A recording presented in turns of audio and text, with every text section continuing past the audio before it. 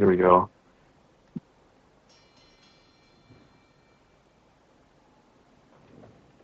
Huh?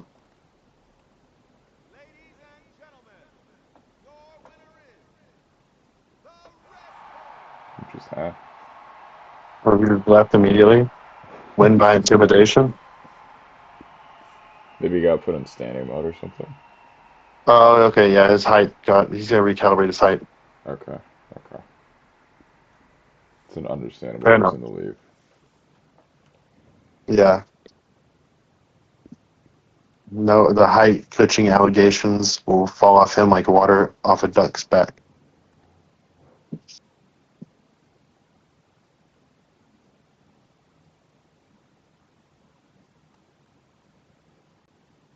I wonder, did people stop height glitching, or is that did people just stop caring about it? Probably a little bit of both. Like once they put in that thing where if it detects that your height is borked, you take extra damage. I feel like people chilled out on that quite a bit. Yeah, that's the approach you should do for glitching and cheesing and stuff is eliminate the reward. Yeah. Now if They only were we height could do glitching that because it for worked. grabby hooks. Just give them tendonitis every time they like hang up the phone for a punch. Oh yeah, like their tendons out of blast.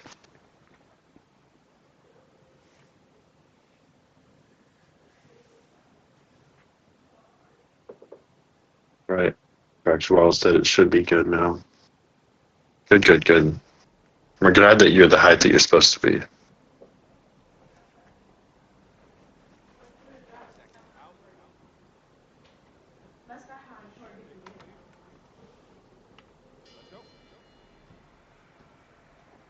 Tony with the Puma gloves and black shorts. Extra Wild with the orange, the purple gloves and black and white shorts. Are you getting the exact same headphones? No. Okay. I've had like 2 or 3 of these break on me before. I was gonna go check and buy them for you right now if you just let me know which ones you want. I mean, I can get the same set. Good pace right now by Tony earlier on. The problem is they just like break. This one broke like faster than the last one. The like thing stopped working. Yeah. And then on top of that today, like I threw them because I fucking turned them off and on 7 times and the off, like they just won't. Extra Wild kind of looking for the 2-hook combo. So. I mean, He's I can landing. get you a set for right now, while you just like use it. Well, those are like $100 though. That's the fucking problem. Nice. Good stuff there from Tony Hungwell. Threw the jab short, waited for the jab to come back, and then hit the jab of his own whenever Fracture World closed the distance. So I'll use it until it breaks. Tony's hurt.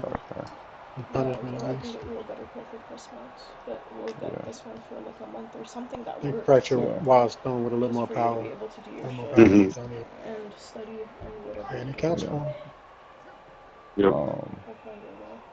Logitech. He's also throwing the most advantageous hooks you can throw. Just looks at the temple. I was like, where are they? 935. Make sure they're the wired. Tony was doing well. He's kind of shot picking, which isn't bad. It's just if Fracture's throwing more and more with more intent, then it'll go in his favor. Mm-hmm. He has a bit of an advantage right now that, he knows if he relies on his footwork, he can do this and stay safe. He just needs to not hang out in the pocket. But he knows what Fracture Wild is going to throw. Which means Fracture Wild should mix it up, throw some stuff to the body, throw some uppercut, throw some straights. Yeah, that's one thing that Tony's doing good. Mm-hmm.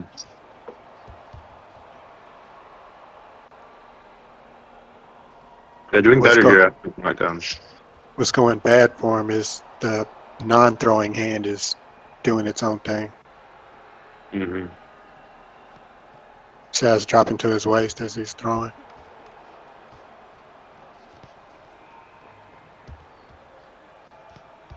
Yep. Fracture Wild just has the style worked out. They kind of like wait for them to throw something and then throw something harder behind it.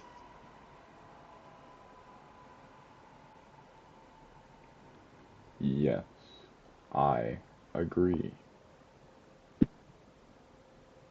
Thank you.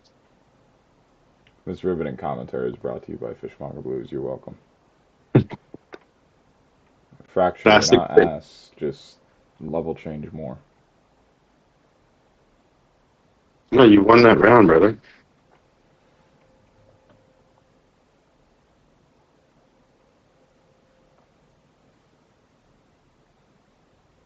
Yeah, if I'm Tony, make sure you know where his hands are accounted for, because he's catching you on these counters. Whenever you're backing up and you're dictating the range, he just has to wait for you to come in. Yeah. Make sure you know where his hands are before you throw on that side. Make sure you know where your hands are, the other hand. When he returns, yes, absolutely. Punch from the guard. The guard's more important than the punch.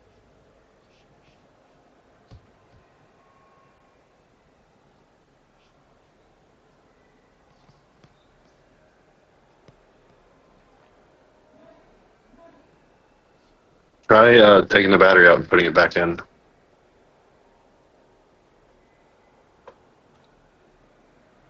you imagine if you were in the middle of like an actual boxing fight and then the dude's hand just fell off and he was like trying to put it back in? I would attack. He caught like a super cramp and it just got stuck out like that. Oh, Rollick, this is a card. This isn't King of the Hill, man. He headbutted it and then it worked. His battery probably slipped off of the little doohickey. Mm-hmm. The tinfoil trick worked for me. I don't have to shoot in wide. Yeah. I like the body jab there, but his face is very open. He's gotta like zoom in a little bit more with it. Right hand is dropping to his waist, belt line. Yep. Yeah, the shell is not going to work against somebody like Pays that. for it. Unless It's you, not even the shell. It's just his hand is dropping to the shell position. he's not using it as a guard. It's just not there. Exactly. Sometimes it's behind his back. Great combo by Fracture Wild. Mixing some straights in there. I see you. I mean, the 1, 2, 3 was what he got the knockdown with. That combination there.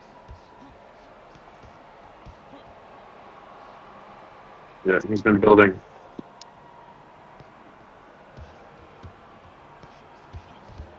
I feel like I want to see Tony transition to like a high guard more in this sort of matchup. Most of what he's getting caught with is just because his guard is a little lackadaisical. Yep.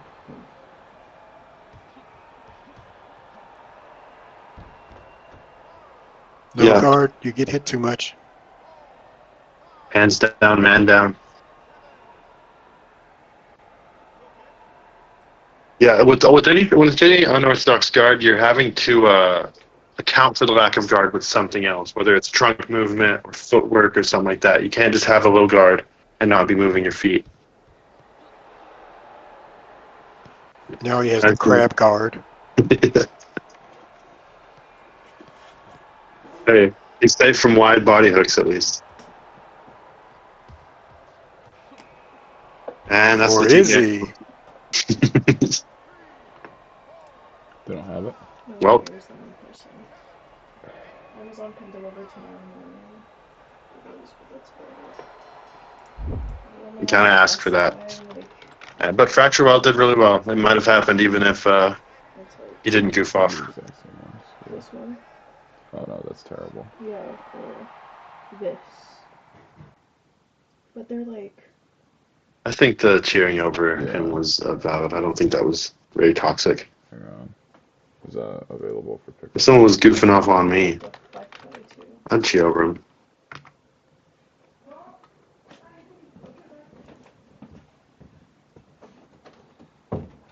Don't be sorry.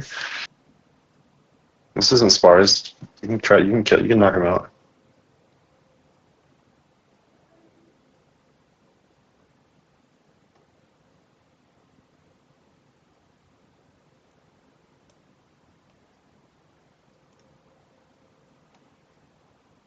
I don't think you were hook spamming Fracture Wild. I think that, I mean, you've thrown like mostly hooks. You weren't spamming it. You were waiting for the right moment to throw them.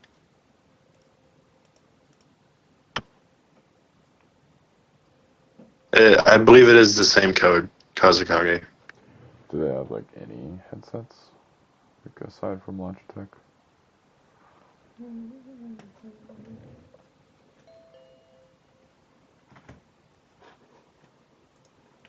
Yeah, it's the same code. That's already in your guys' DMs. Kaze and Sloth.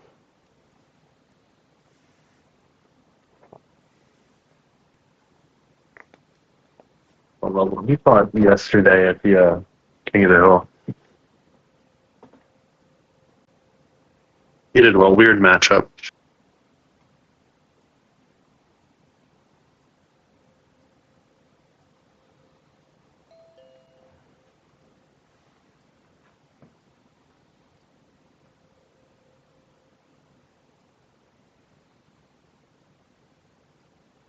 I think counters still work, Tony. I think to be a good counter striker, you're going to have to work on not getting hit as much, which I know is easier said than done. But Yeah, your problem is a guard problem. there's some of the guys on this card that are predominantly counter strikers and have a lot of success in the game.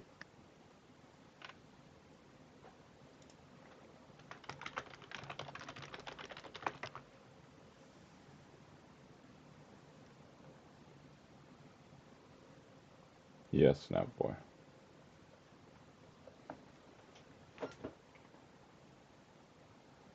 Hey, I like the attendance. I like that he's here asking.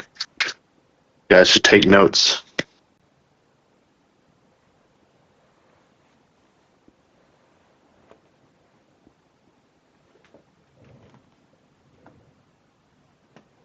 Mara and Tony, it looked like you were like picking shots well and stuff, but he was just able to land pretty much at will.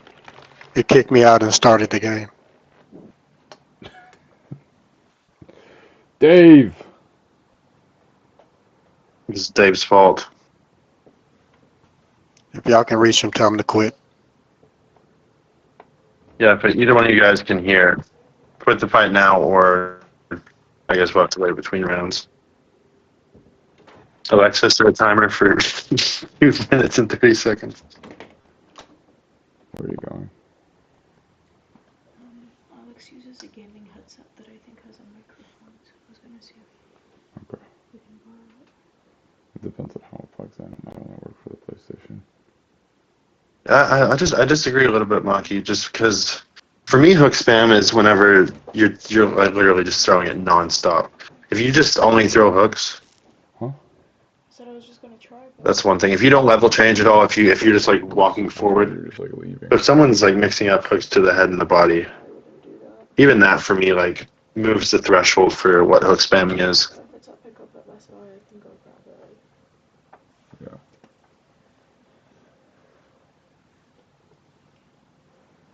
Yeah, I hear you, Tony. Though maybe the counter system. I think it probably needs a little bit of tweaking. I wish it could have worked for the last couple cards, but Dave put a comma where he should have put a period, and now it doesn't really work with spectator.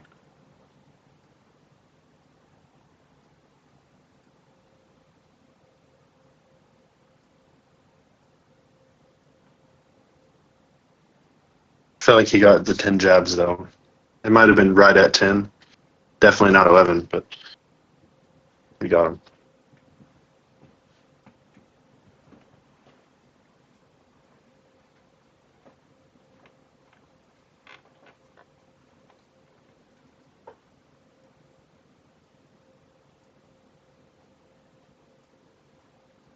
Yeah, one thing, Tony. If you're throwing the hooks when you should be throwing them, but if you tighten them up a little bit, I think you'd get more of like the arm structure, and you'd get more damage out of them.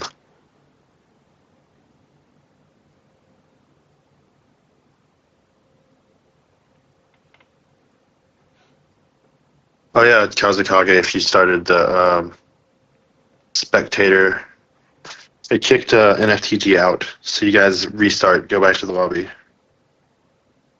If you can hear me. Got it. Cool. Let's try this again. Who's clip farming an 8-year-old? What are you talking about?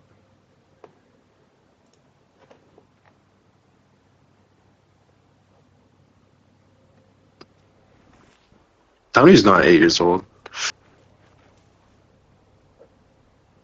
He's double digits at least.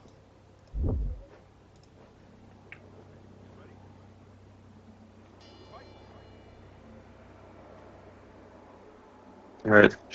Slovel's the old man with the blue shorts and the white gloves. Kazakage looks like he has different colors from what's on his sheet, but he's got black shorts and blue gloves.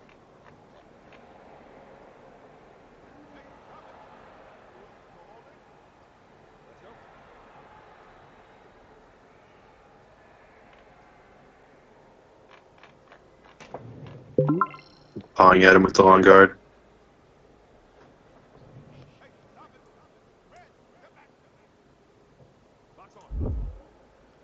So he's falling into his shots a little bit there, driving the clinch.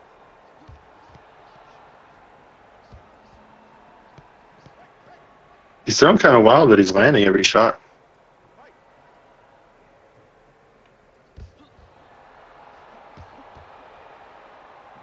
He walked into a stun.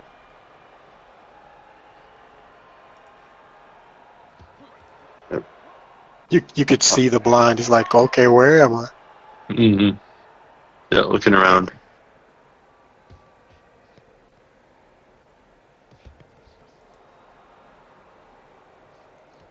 I like to catch him with the jab coming in. Yeah, it's easy because he's doing the arm away too. Mm-hmm. Well, watch his left when he throws.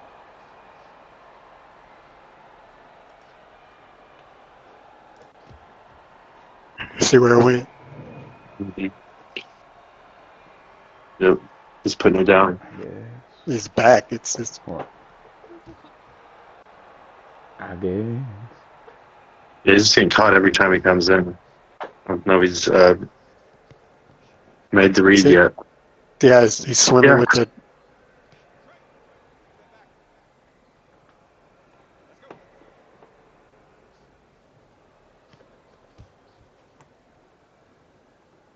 But it's just being uncomfortable with your body mechanics. The reason you do that is you're trying to make up for this big arching movement you're making.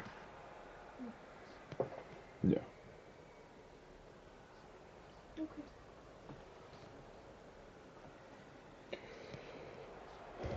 Yeah, he's got to keep that hand up. He's getting hit on the count every time. Every time, yeah. I think Kaza could be taking way more advantage of it if he wanted.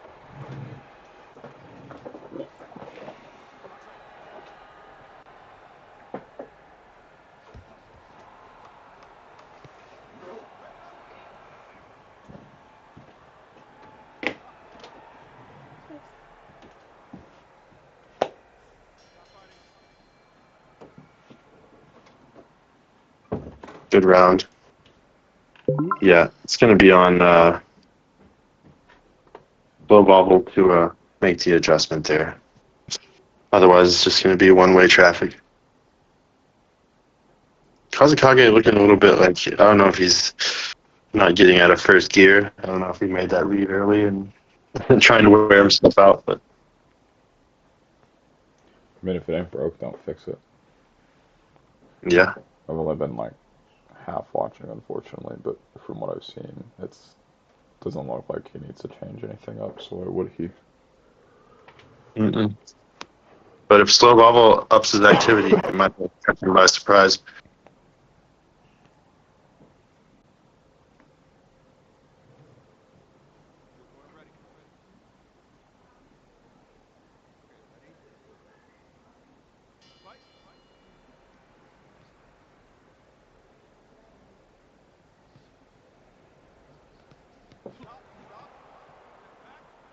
Yeah, if you're gonna put your hand like that, throwing combinations at least is in some danger.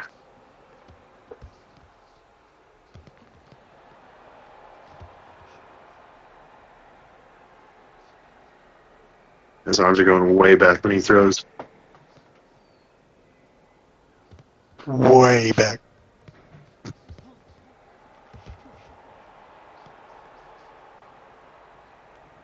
I mean, he's giving himself the best chance right now just by upping his activity. I don't think he's gonna win the technical outside boxing match. He's got to turn it into a fight.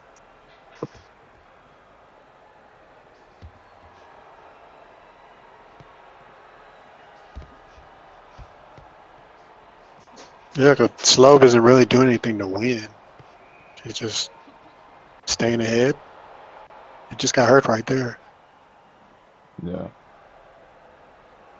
I mean, like, he's throwing kind of in like an unorthodox way, but there's power behind it, so I get to an extent why he's doing it.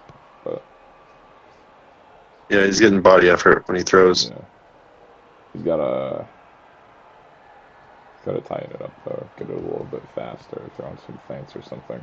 You can throw those big shots, but you have to set them up. You can't just only throw big shots. Otherwise, if you're at like a speed disadvantage like this, you're never gonna catch the guy. Yeah, it looks like he might be dealing with a bit of fatigue. The way that he's backing up after he blitzes in makes me think he might be a little bit tired. Yeah. How old is Slove? How unk is this unk? Unk for sure. Just going off his avatar and fatigue.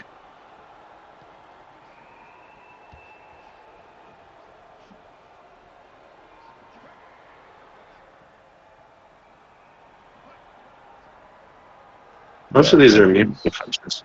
Yeah. clinches being a little sensitive.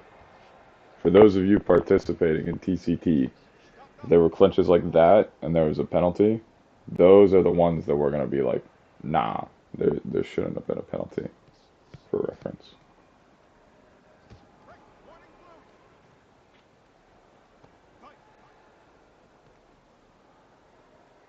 I've seen a couple of wonky ones, but most of these are because he's diving into his chest, then he goes down. Yeah, I think Kaze is kind of playing with his food a little bit.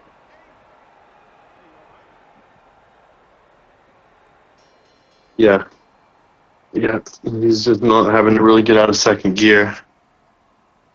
Which means I want to see him turn it up. You doing well? Get him out of there. Icing on the cake. Make a statement.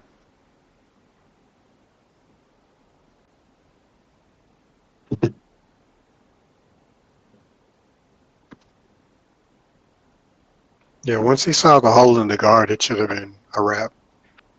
Mm. Yeah.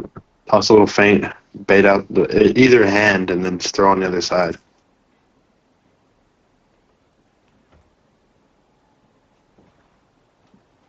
Oh yeah, slap. Especially when you know it's there. When you know it's there, you can like commit without having to worry about a counter or anything. I really want to see Slow kind of back off here and work the jab more to set up his shots. Uh, yeah, I can find you a backup. I was trying to give Chang like some leeway to show up before the prelims were over, but I'll open it up.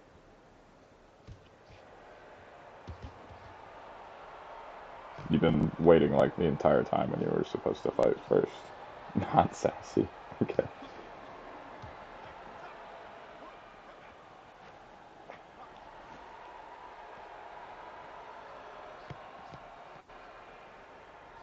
I'm going for it.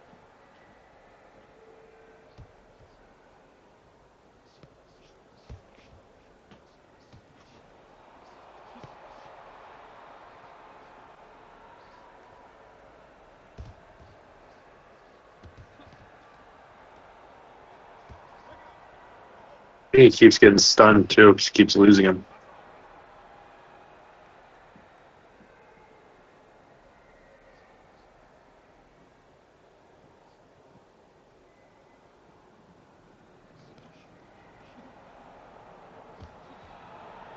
Yeah, he's not really trying that hard.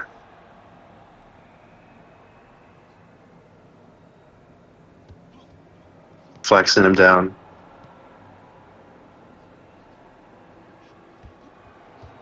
Left hand's not missing. I think he has just a little bit of worry about that overhand because he's been stung with it a couple times.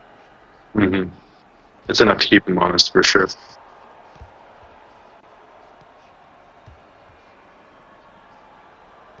A little shrug mid combination. I don't know. 3-4. Yeah. At this point, he knows that he doesn't have to do much else to win this. I'd really like to see level workshops as punching. He's getting good power behind him.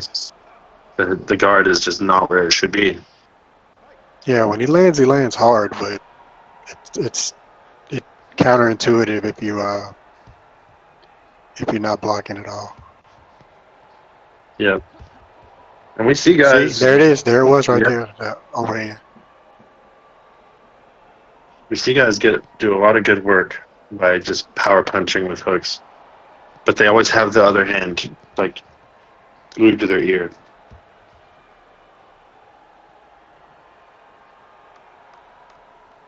Yeah. Send Slove to TCL 2 to 3 years and forget.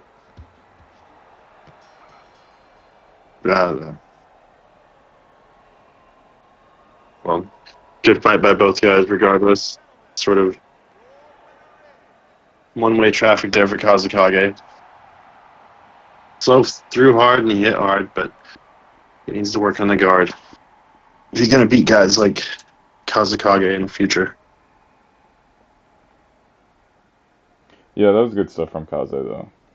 Like, yeah, he kept up exactly the tempo he needed. Mystic, do you want to fill?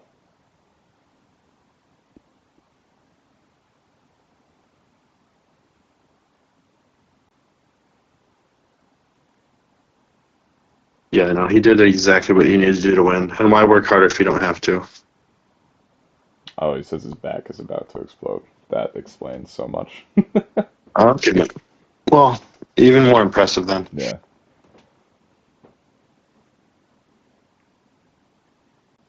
What's up with people with the back problems? Someone else was talking about their back yesterday. Guys need to stretch before you fight.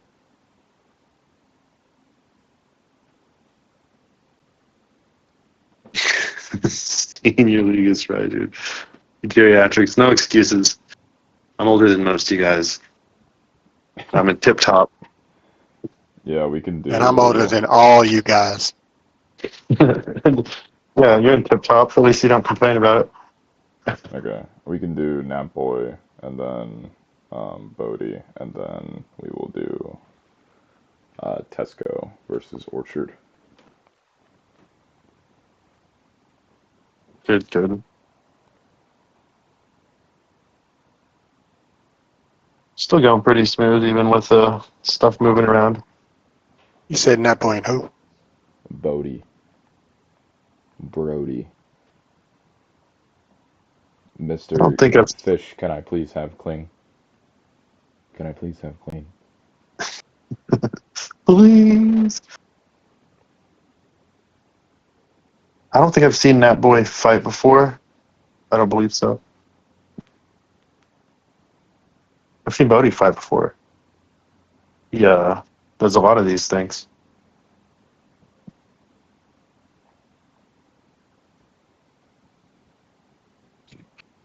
If only he was on the TCL team during the Winter Cup. That boy not on the form. He didn't fill it out. Nap boy, why didn't you look at your DMs, my brother? Oh, he says he filled it out. What did I'll you just sign type your it name in. as?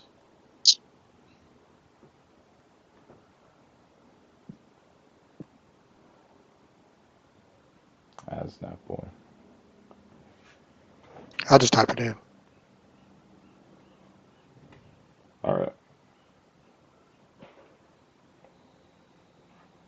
Also, Nap boy, you realize like this is like the spot that you would have fought at like normally, right? Like you're not getting delayed. I know you said you've been like waiting a while, but the only person who's been waiting is Tesco.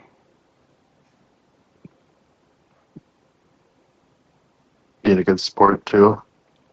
Yeah, thank you for being patient, Tesco. Sorry about that.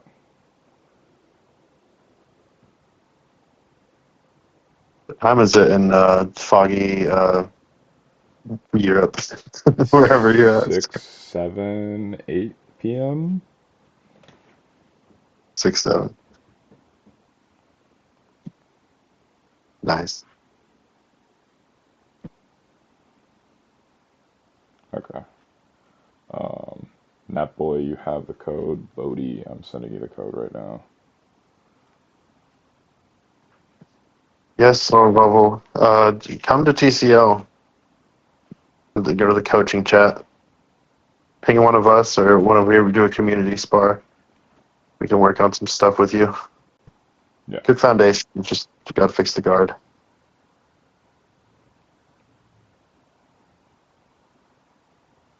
Yeah, it's super nice because the majority of the guys,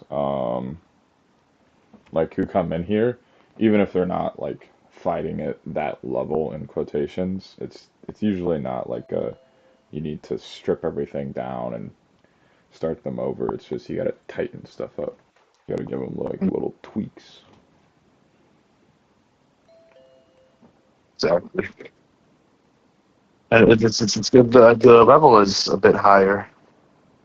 We get a lot of good players, some solid boxers. So losing to some of these guys, it's nothing to hang your hat about. It really is just like one or two adjustments, and a lot of these matchups change.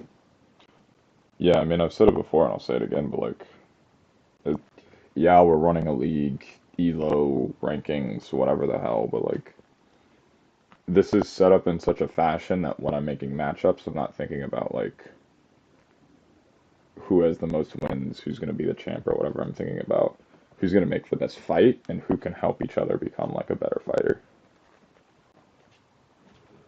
Yeah, it's great philosophy. What is going on? Don't talk about Asians, guys. No race baiting in chat. Goofers. Get it together.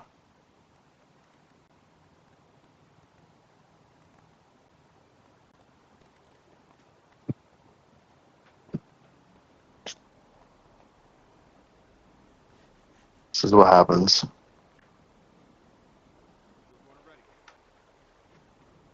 Okay. Bodie in the black and purple and mullet, of course. And then Nap Boy in the green and Puma. Bit of a height mismatch here. Oh, it looks like Nat Boy's kind of quick on his feet. He just did a little step there. Oh, yeah. Good hand speed. It's done, Bodie, in the process. Yeah, he's catching Bodie here. Well, now he's done. Yeah, they're trading. He's got to be a little careful here with Bodie's power.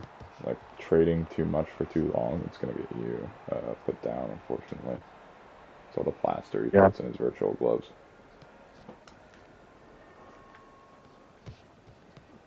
Yeah, he needs to kind of do what he's been doing and just not get suckered into exchanges. A lot of times you start winning and you think that like you can just fight him however you want. Do what got you to the dance. Bodie might be hurt here. Maybe in front of us.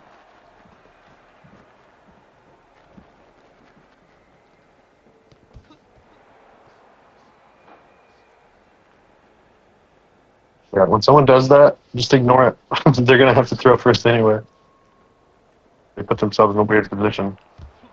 Or step around the side of it if you trust your foot speed. Yeah. That boy isn't making like any crazy huge steps, but he's doing a really good job of like positioning off to the sides or taking those small angles here. He's keeping Bodie on his toes. Yep, good depth perception. Oh.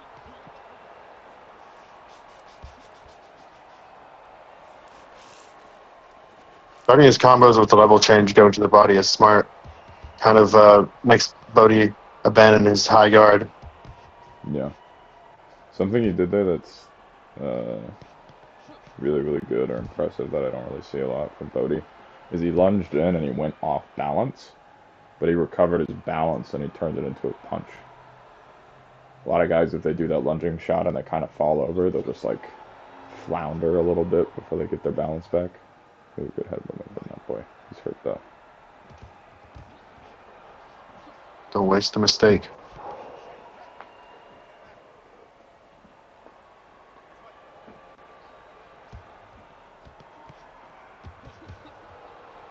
Oh, and the Bodie power. Yeah. Great equalizer. The rhythm changed there. It switched to Bodie's pace instead of Napboy's right before he went down.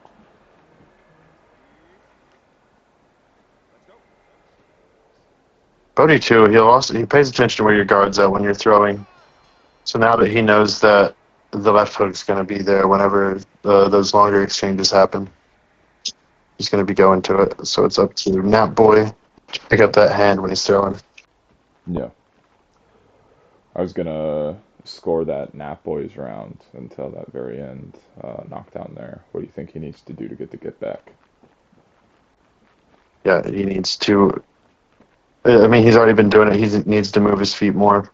He needs to do what he did most of that round, and then not do what he did at the end there. He needs to stay out of those long exchanges, and when he's in them, just worry about putting your hands up and maybe circling out. Yeah, exactly, golf. Coach Golf, correct once again. Yeah. He's I want to always. see him. Sorry, go ahead. No, I'm just saying, golf always has bullseye takes. Yeah. Go ahead. I was just gonna say I want to see him switch up like the tempo of his punches a little bit. Something that Bodie is really good at is timing people and adjusting to what they're doing. So you have to not like come out at the start of the round and change one thing. You have to be changing things consistently.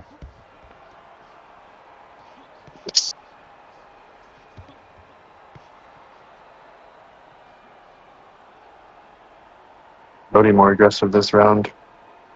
That boy got to back him up there.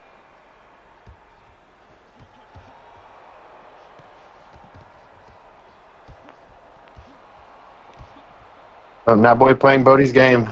Caught her again. Yeah. I always think it's really interesting to see that like rhythm or tempo or whatever you want to call it shift right before a knockdown. You can feel it coming. In the air of the night. Hold on.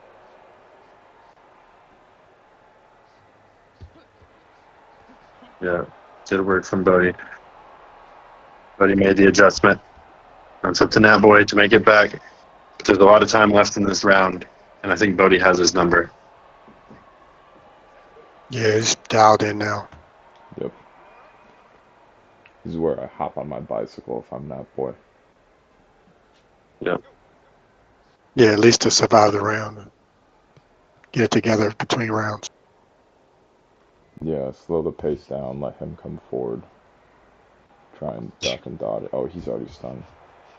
Yeah, Bodie caught him with the left hook coming in.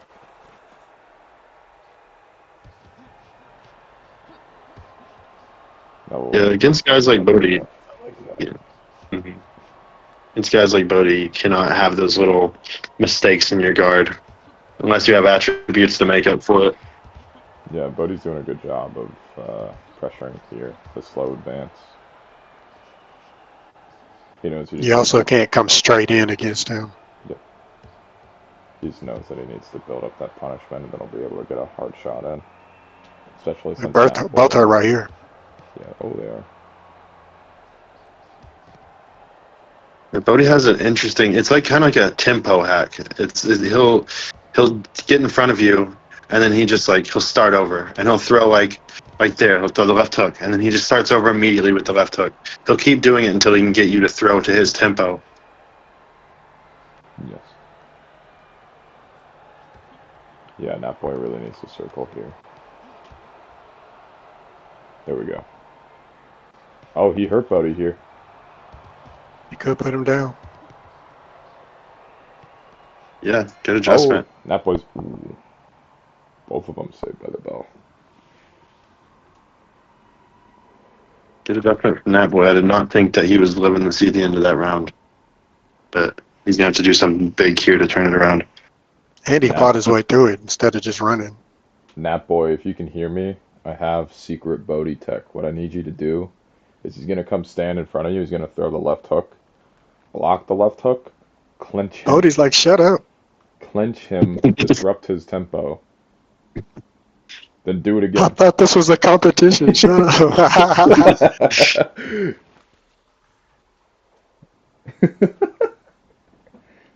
Bodie, here's your tech advice. Just keep hitting him. That's all you need to do.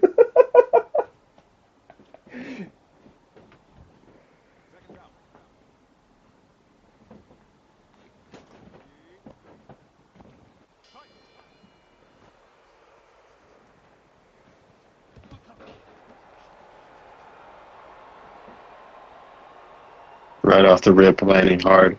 Yep.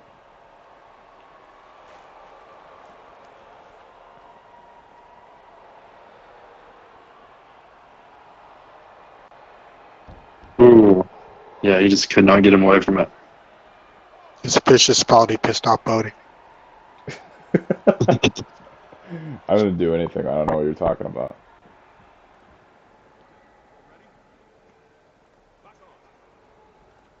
I think that boy could benefit from taking an angle and going to the body and then up instead of just trying to hit him in the face. He was doing that early on and was having some success. I've noticed that with like a lot of guys. They get so caught up in like trying to hit someone or trying to trade or like deal damage that they're not thinking about how to set up the shots anymore. And that's where like Bodie shines, because if you go hit for hit with him, you're gonna lose. He's just got the power. Another thing that shorter guys have against taller guys is that, especially in the game, is that they're looking at the head, so their chin is up, and because they get caught headhunting, so now they're looking at what they're trying to hit instead of chin down and coming in. Mm-hmm. Yeah, I remember one time you asked me where I was looking. Your shoulders. They're just like 4 inches taller. So if I want to look at your shoulders. Yeah, that's what you're supposed to look like, right between the blades, Yeah. but what's in the collarbone, sternum type area. Yeah. I don't know how many guys do that in game, but like if you watch the shoulders, you can still see if they're telegraphed. You can see more. Yeah. You can see more. Especially with bladed stances.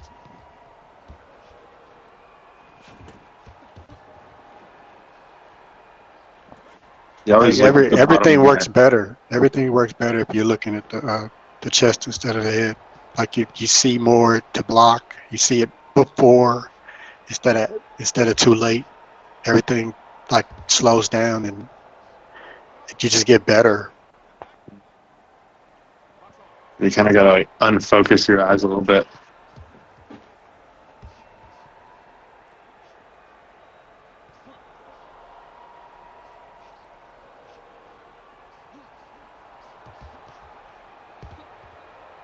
Oh, and he goes down. Caught with the pressure. He was applying pressure and got caught.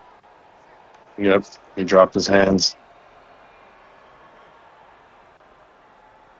But at this point, it's a moral victory.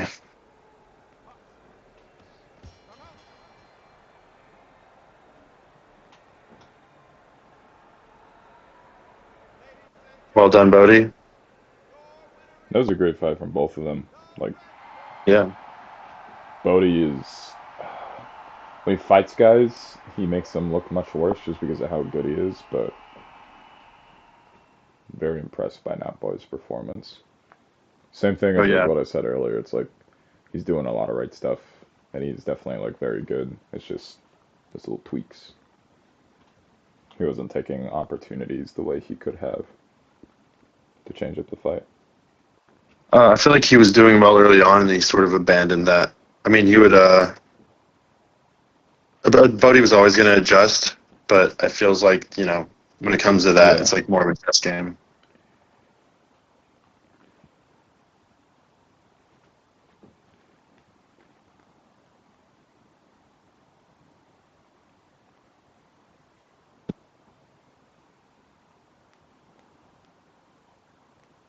Good stuff, though. Did we move Tesco to the next fight? Yep, it's Tesco and Orchard. I'm sending them the code right now. That's on me. I should have done that already.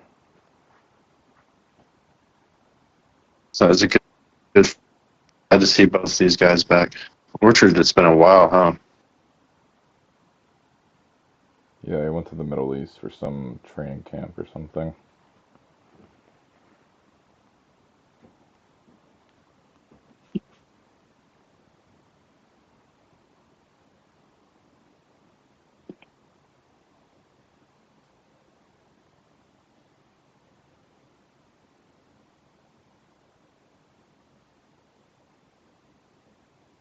We still in prelims?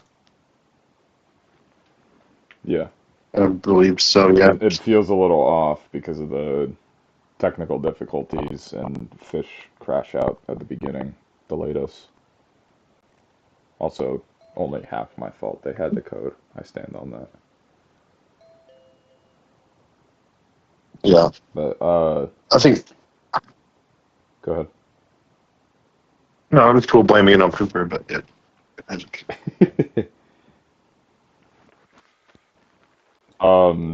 Dave, to answer your question, I'm assuming you can hear me. I'm trying to get an answer from Blue if he's going to fight or not because he's been flip-flopping. Then after that, it's 6-round fight, 6-round fight, then you. So maybe like 40 minutes if there's no TKOs, 50 minutes till you fight.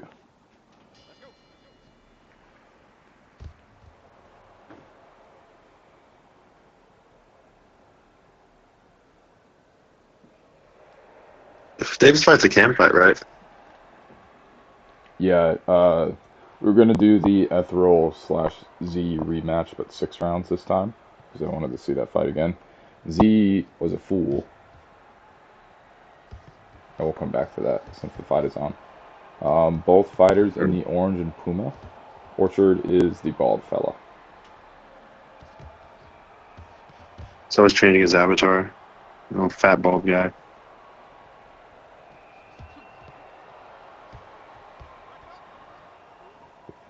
I like the uppercut there. I need to include the extra outfits in the form. Oh, yeah. Wouldn't help in this situation, though. They were in the same thing. He's still by bald and not bald.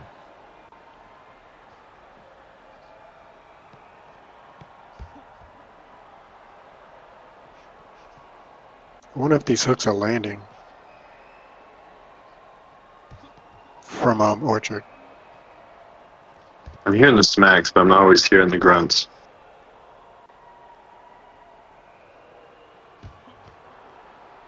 Orchard is one of those guys, too. Like, when you talk about how you need to fight when you're at a high disadvantage or a reach disadvantage, Orchard always does that correctly.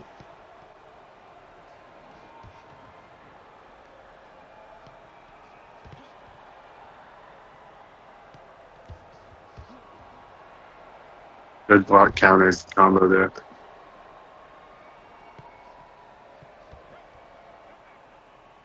I don't know about that one. Yeah.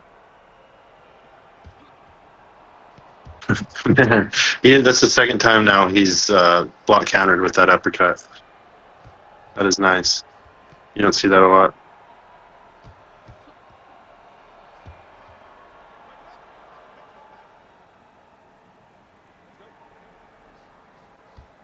Those guys looking good. Pesco's just got the shot selection edge right now. I forgot about He's timing it up. I did a new. Mm-hmm.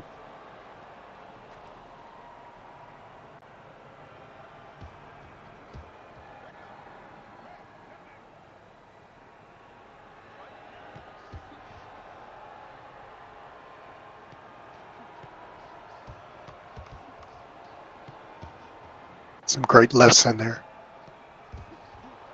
Oh. Yep. Oh, Orchard puts him down. I think he was probably behind that round too, so that was very clutch. They even got the same shoes on. shimmering over there.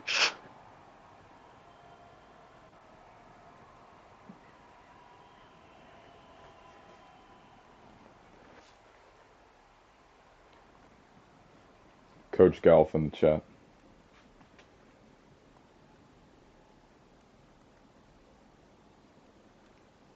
He's making an excellent point. That is a good point. You can hear that, Orchard. He's looking at his phone. He probably saw it.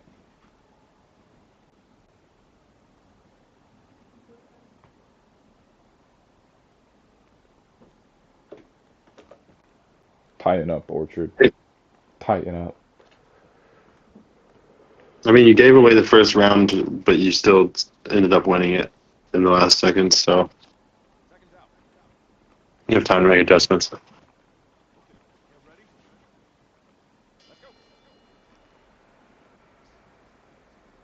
Orchard, if you can hear me, you're probably landing more on your screen than you are on spectator, so be mindful of that.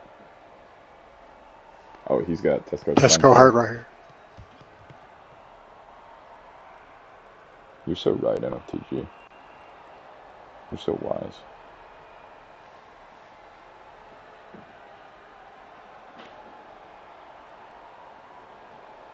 Yeah, I love the speed of the combinations from Orchard here.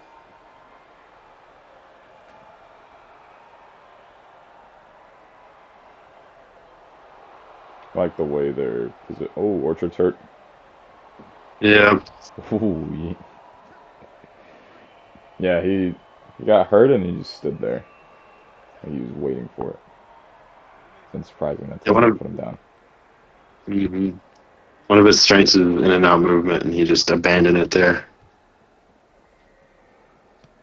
Sometimes you feel you can fight your way out of it.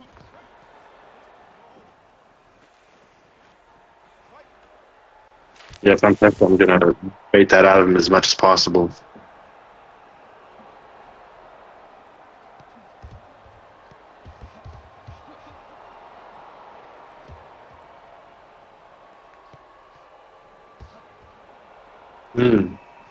Counter to counter. Very nice stuff from Orchard there. It seems like they're both waiting for a counter, but when the other one doesn't, they're like taking turns to lead. Orchard hurt, needs to get out of the pocket. There you go. Yeah. I think what's working for Tesco here is he's putting out like, ooh, nice. Great right hand. Yeah. He's putting out more volume than Orchard, which I feel like is putting Orchard on a bit of a back foot. I think he's used to being the fighter who throws much more.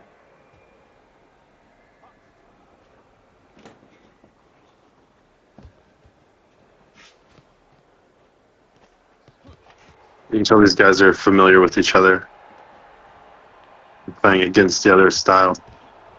Yeah. They're making I can't even remember. I think they fought here once, to be honest. Maybe it was on like King of the Hill or something. I don't know. But they made a joke about this being like their 57th fight, which might be true. The EU community is a bit smaller. Oh, great work there by Orchard. Yeah, great stuff. He They was had landing a lot to the body.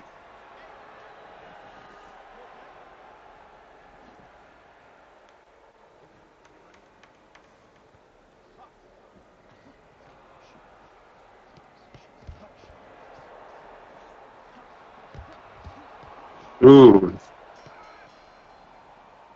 first round. But 1-1 on knockdowns. The after the bell punch. He's like, I started my combo, I'm gonna finish it.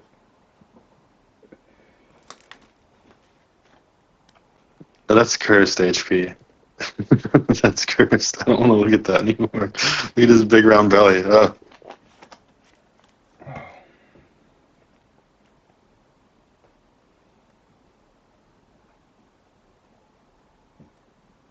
Yeah, I feel like Orchard might have taken that round even there in the waning seconds. I mean, it was close, but then he landed like 3 or 4 hard shots back to back. Yeah, those like last few ending combinations. Hello, Tesco. Orchard's saying Oh, that you knocked him down twice? he got him twice. Oh yeah. Oh, yeah, okay, my bad. Hey, you're good, you're good. Sorry. I must have been sipping my liqueur. Tesco said he's gonna hop into the commentary booth after if you keep disrespecting him like that. My bad. I don't want no trouble.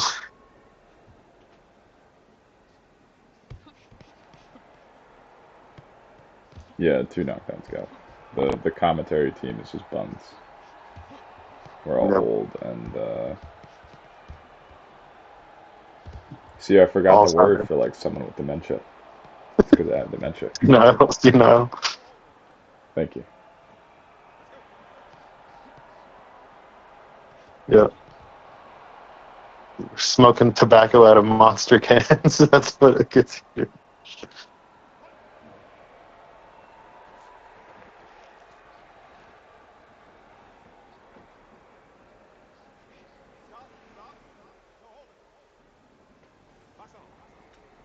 I feel like Orchard needs to go back to the body.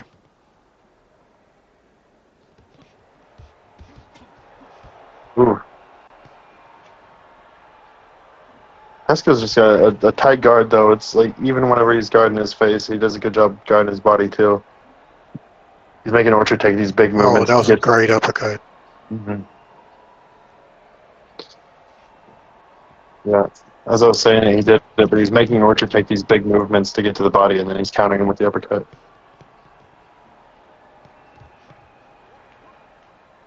He also throws the uppercut to the body, which you don't see enough. It's nice to see. That's one of my favorite shots. Mm-hmm. It's sneaky. Caught him. Oh! Yep, caught him throwing the uppercut, too.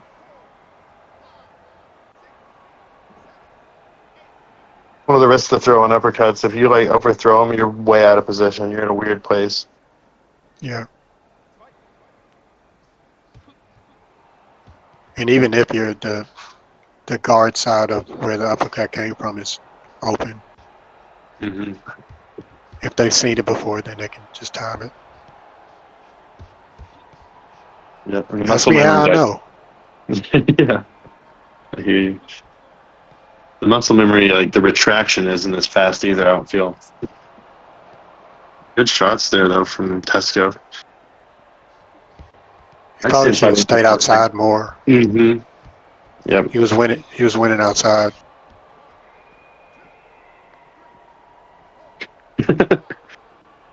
Just a little crouch there from Orchard. Squat.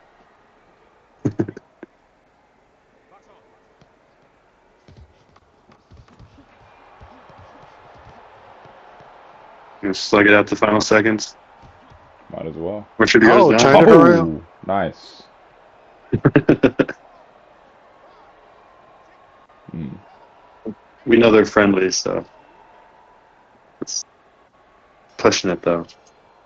Yeah, that's right on the tone of the line for the taunt thing.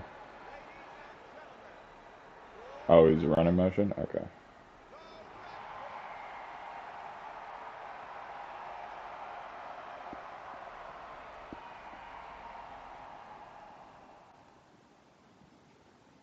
Yeah. It's pretty No, man. close. Yeah. The second round, he definitely stole it in the last few seconds. Yeah. 1 or 2 punch difference. That is super close every round.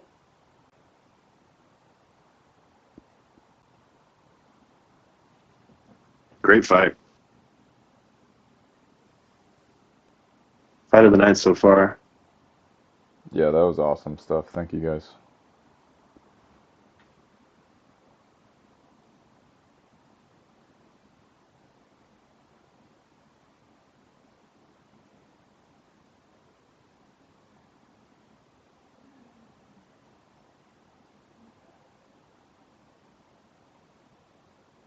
So up next is Tomato and Bam Leo.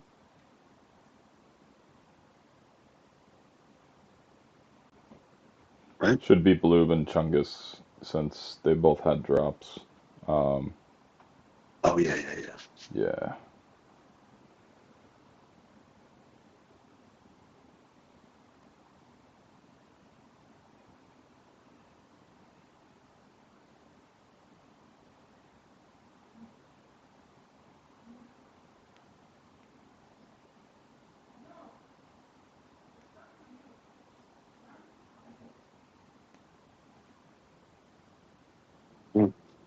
A little bit of salt mining after that last fight. Yeah, I'm not sure why. Like, both of them performed really well. I didn't see anything crazy. I thought both fighters put on a hell of a show. It's good stuff. Yeah, I really enjoyed it.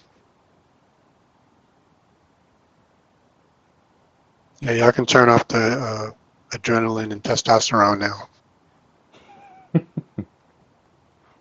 Once it wears off and you rewatch the fight, I think both guys will be happy with it. It didn't look like he was intentionally clinching you Yeah, at all.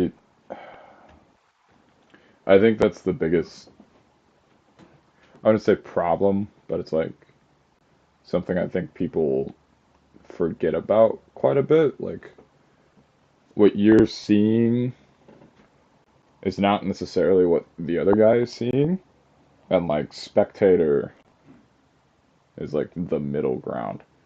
Because like you can go back and look at like spectator fights and like someone will be like, this dude was clenching me, he was running into me, and then you watch like the spectator view, and it's actually him going inside of the person, Mm-hmm. or like the other dude like steps away and they still end up clenching anyways. Like, Yeah. Sometimes it's just like a weird clinch that yeah, maybe it was triggered too easily. But I no, didn't see that's anything awesome. unfortunate. Yeah, and the clench, it it's better than it was before. That doesn't mean that it's like perfect. There's definitely problems with it. Yeah, Coach Dave. Yeah, Dave, fix it. And the higher up your ping goes, like once you hit like the 100 mark, um, the clinch starts getting finicky. If you get like 150 or 200, you can have this like random phantom clinches. Um, yeah, just nature of the game, unfortunately. Yeah, that's kind of what I'm getting at, Tesco. Like on your screen, you probably landed those 8, and then on like Orchards or Spectator, it was probably like half that. So you're getting that like misinterpretation of not even what you're doing, but like what's happening in the game. And don't get me wrong, that frustrates the shit out of me too. I won't lie about that. But it's like something you kind of, at least for me, I'm just like, okay, I know it's gonna happen sometimes. Like, I'm not gonna let it frustrate me, if that makes sense. I'm not Yeah. saying you're doing anything wrong either. I'm just explaining my thought process. I digress, You have to though. go off sound cues. Yeah. Sound cues are really the most reliable way to listen to it. Ask me how I know. 1 HP. 5 months of V4. Just not having any sound. I can't hear anything. Oh, yeah. It all comes back to V4. The bad V4, not the OG one. Yeah.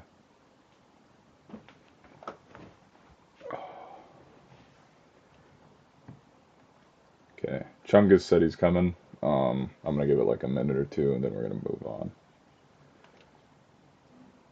V4 is like an ugly ex-girlfriend that cooked really good food. I don't want to go back to it, but I look back fondly.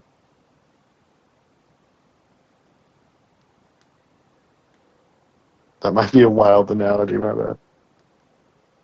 Shout out women.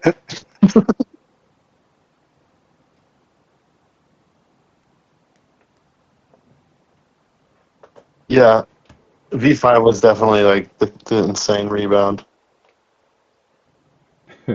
That should have done that. V5 was the even uglier, insane girlfriend. Yeah. That couldn't cook She'd wake up by burning you with lighters. and oversalting it. Man. V7's gonna be. Never mind. I'm gonna step off that mound before I strike out.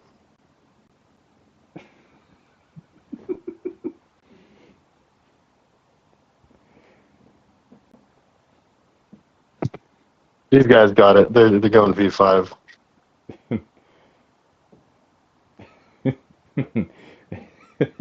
Anyways, I'm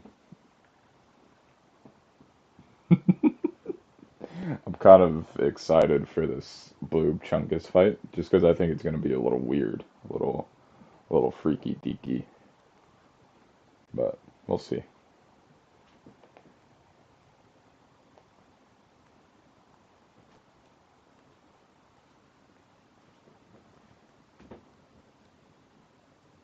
What do you mean, Orchard? It's streaming.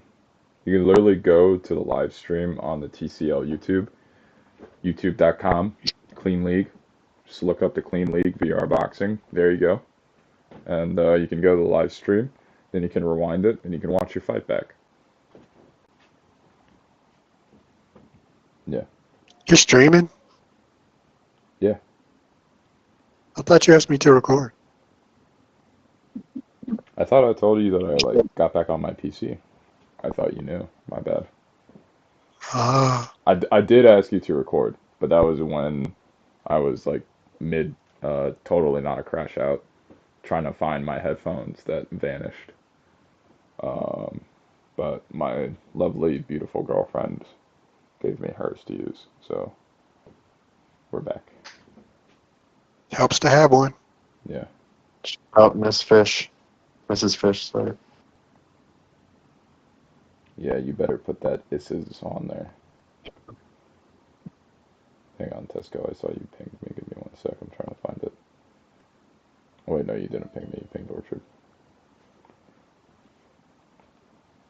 Yeah, where is Chungus? What the hell, man?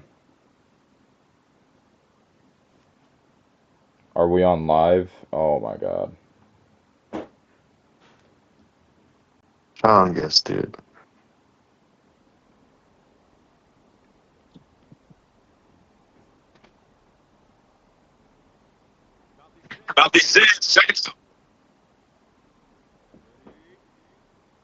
That okay. Good for him. I was just about to be like, we're moving on. Okay. Blue in the black and pink, and Chungus in the championship attire.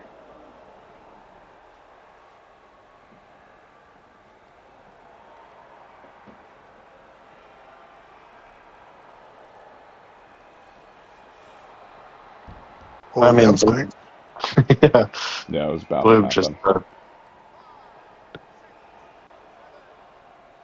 Chungus is doing that weird thing that I see people in game do, where they like lift up one hand and lower the other. Don't do that. That's a very bad guard. Just high guard.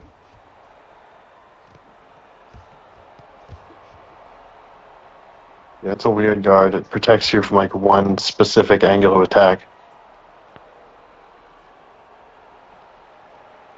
It's usually when two like hook spammers run into each other. Oh, he knocks him down. Yeah. I'm not calling him a hook spammer, by the way. Yeah, he was catching him up the middle a couple times. Hit a big shot to the liver.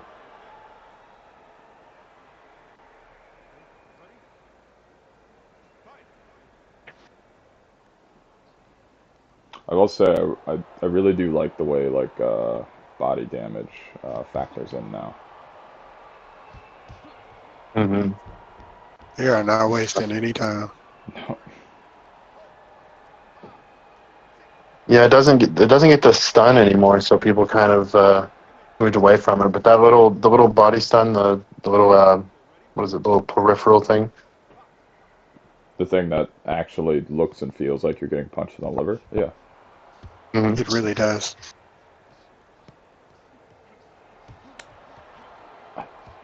I think it's Like when it says oof, I say oof. Yeah.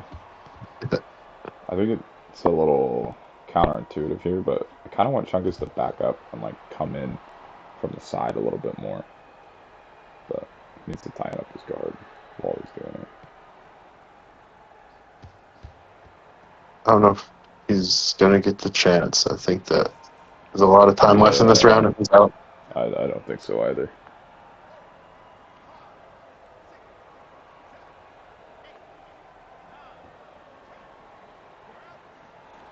Yeah, it was just a unfortunate combination of somewhat lazy guard and moving forward.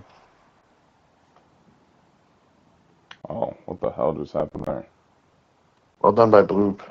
Oh wait, was that the He got TKO? him. Am I tripping? Yeah, that was a Yeah, TKO. yeah. I thought he just quit. I was like, what the hell? My He bad. kind of did. He kind of did quit. Well, Bloop says he's tired. It's a good thing you got him out of there in the first. We're gassed out.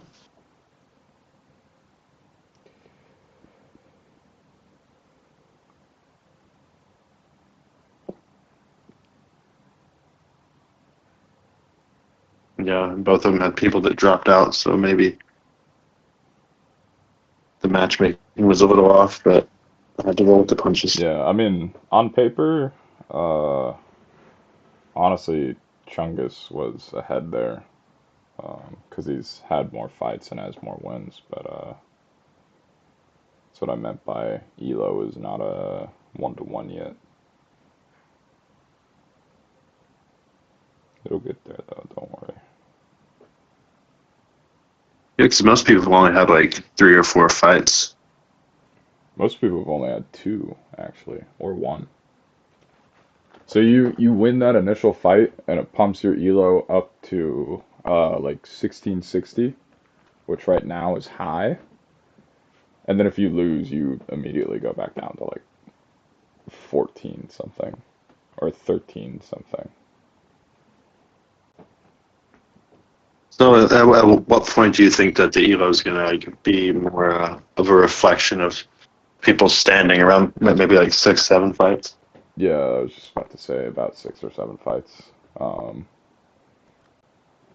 you already see it like it's because there's the elo system that we're using. There's like a volatility stat, so it starts out really high, and then as you beat or lose to people, it adjusts, and it adjusts the value depending on who you beat. So if you beat someone that like it makes sense for you to beat, it'll go down quite a bit. If you beat someone that it doesn't make sense for you to beat, it'll like only go down a little bit. Same thing if you lose.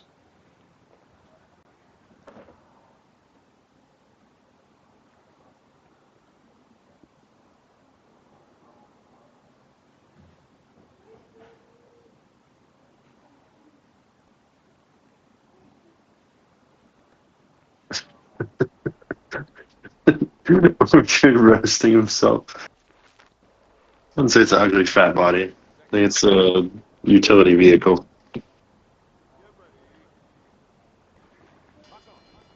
Oh wow, they actually just like came right in. I'm so happy. Look at Van Dam in the black and gray Tomato, not in blue, in the gray and yellow.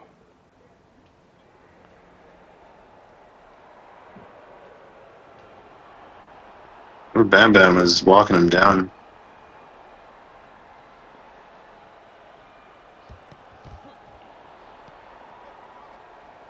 I like the way that he's using the momentum of his punches to get a body effort on the next punch. Sorry, go ahead. I was going to say, apparently Bam Bam is stealing the Marab technique and sparring before his fight. Understandable. He does look very warmed up. The joystick? Looks like it. Yeah, it does look like it. I thought it was yours, yeah.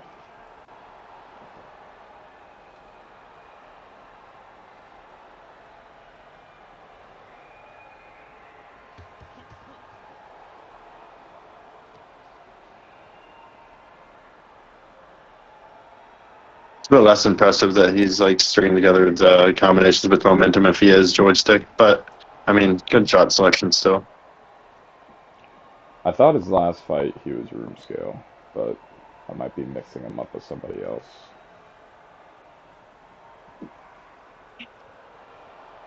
Yeah, it does. At least they're both joystick, it looks like. No, I think that's just Tomato. Oh no, maybe Tomato did switch to joystick. Maybe he checked. They both came out of the corner, like far corner, and they're all going all the way to. That's why they look so glidey. Yeah, Tomato will fight on both. I prefer him to fight on room scale, but it worked out here.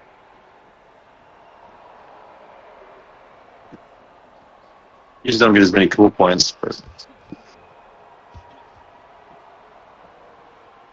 And as far as joystick matchups go, I'm not mad at this. No, I mean, they're keeping it clean.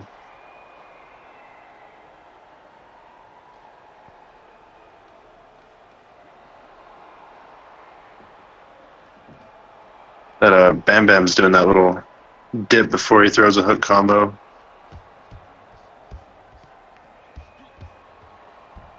Ooh. Yep, so did not bring his guard back up. Maybe overcommitted on some of those hooks. And is keeping his weapon. Tends to happen when your opponent is backing up on the back foot.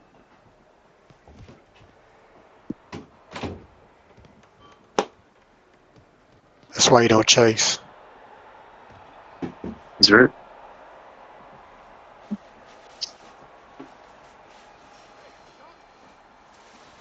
Short time.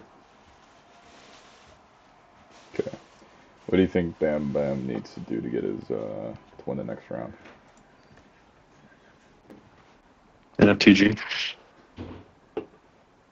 Bam Bam is in the gold gloves? Yellow gloves? The white gloves. Oh, he needs to stop chasing and mostly just stop chasing and to keep his guard up. Yeah, I agree. I like the level changes. I think that he needs to not commit as much on the punches.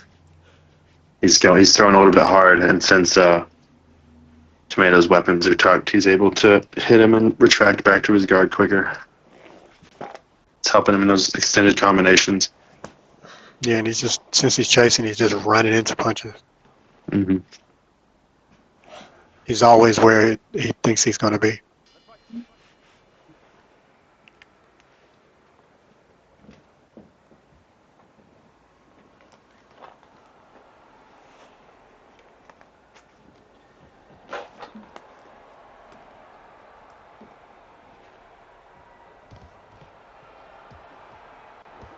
Looks like more of the same.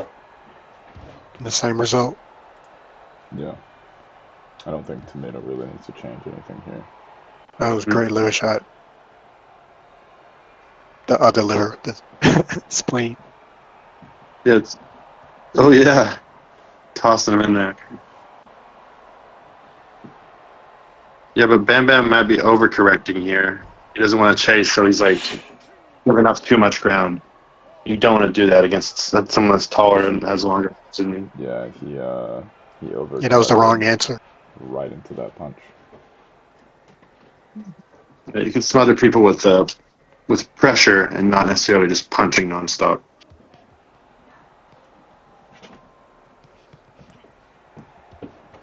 Like this. Whenever Tomato gives up ground, just follow him. Not all the way in, but yeah, exactly. Other people do the thing they're supposed to do, and it pays off.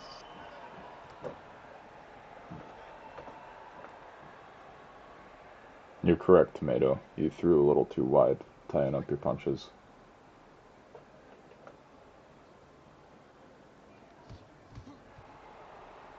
Ooh, big shots there. He's already got him hurt. Already. Yeah.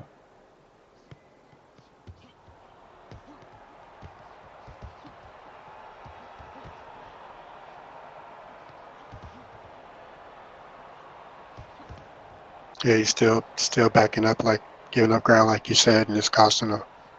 He had him in the corner. He should have just kept him there. Yeah.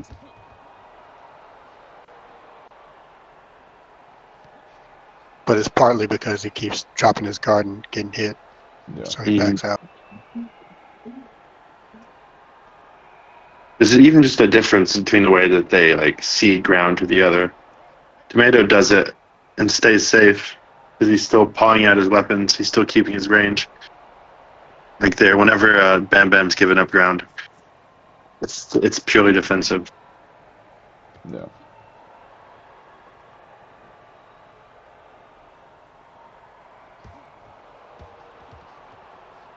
Tomato really needs to, like when he's holding up that high guard, there's just so much Chasing again. space in the middle. This is a yo-yo fight because this is what Bam Bam needs to be doing. Yeah. Great counter there. Ooh. Oh,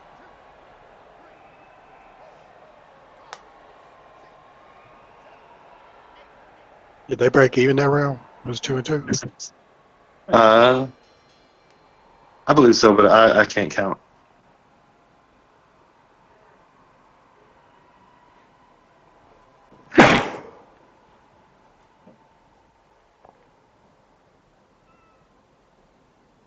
I think that makes the fight even, but I'm also bad at counting. Yeah, I believe so. Yeah, it's kind of the kind of just going back and forth at this point. They're both like adjusting and then going back to what they should be doing, like taking turns doing that.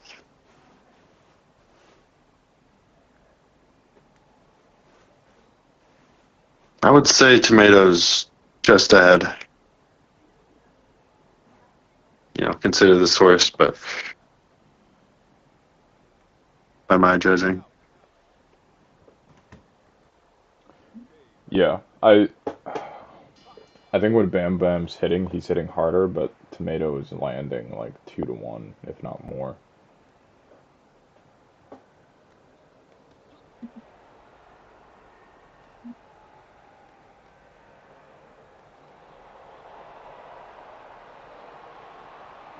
It's good work from Bam Bam. He needs to stay safe. Yeah, that he's. Ooh. I was just about to say he's measuring his distance much better in this situation, which is going to open up shots for him with Tomato's guard. And look at what just happened. He landed right on the end of that punch. And he gave up the ground that time. He walked him into a trap.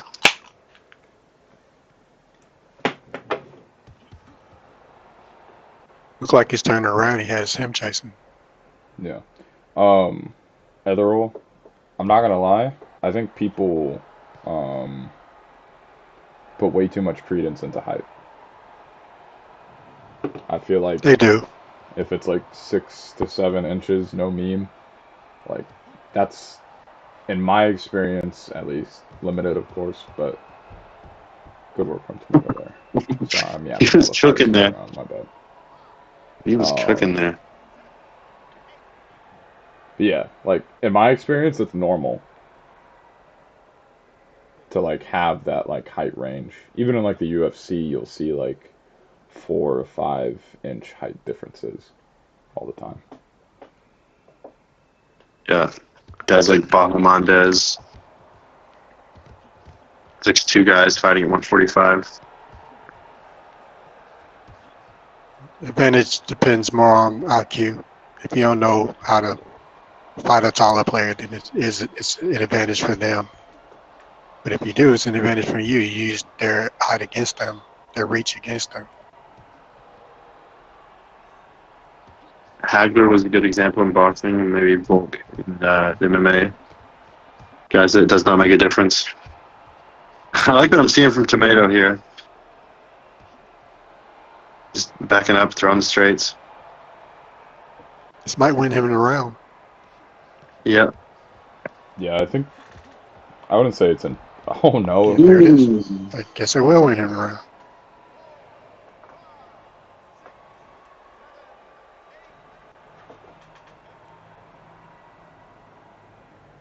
Yeah, it's a close fight.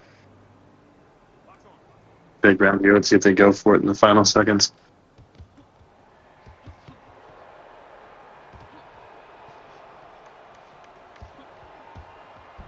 Ooh. That wasn't smart of him. Yeah, he might have had that round securely.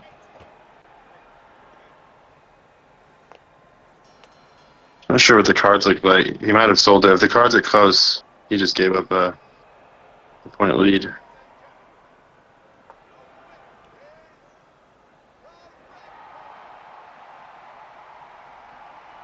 Good showmanship there. Yeah, that was I really enjoy those yo-yo fights. Those like they switch something up and then the fight turns in their favor. That's the stuff I love to see. Good work, guys. Yeah. Good fights all so far, but the last two have been especially good to watch.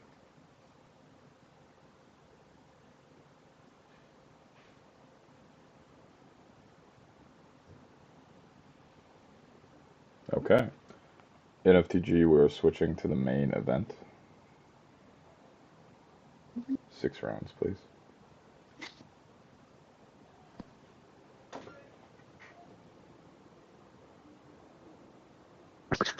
I threw up with the correction.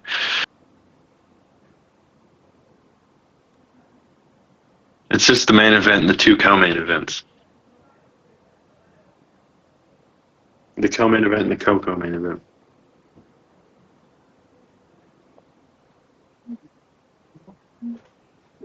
Yeah. I was originally gonna have this be like a fight day, and then like with the amount of signups and the people who signed up, I was like, fuck it, this is gonna be a card. Cardable. Cardable. Too good. Like Death Sentence versus John Jones, banger fight. Etherl Yeah. versus Coach Dave now, Cam fight, banger fight.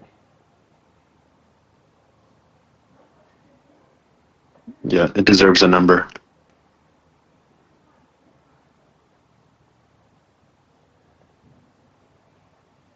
Death Sentence as well is the #1 ranked fighter in TCL right now. He is on, if I recall correctly, a 4-fight win streak. John is on a 2 or 3-fight win streak.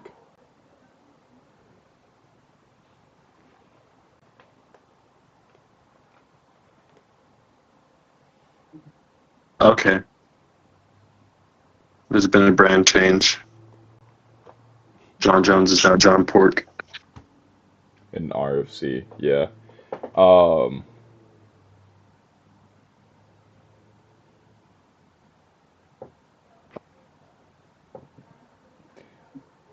Not gonna lie, I don't look for the most part at what other leagues are doing when I book fights for TCL for 2 reasons. One, I'm him, and 2, NFTG is him, and 3, secret third That's the reason. listening. That's it. Most people fight a little bit differently in TCL. There's a different rule set. People kind of approach it a different way.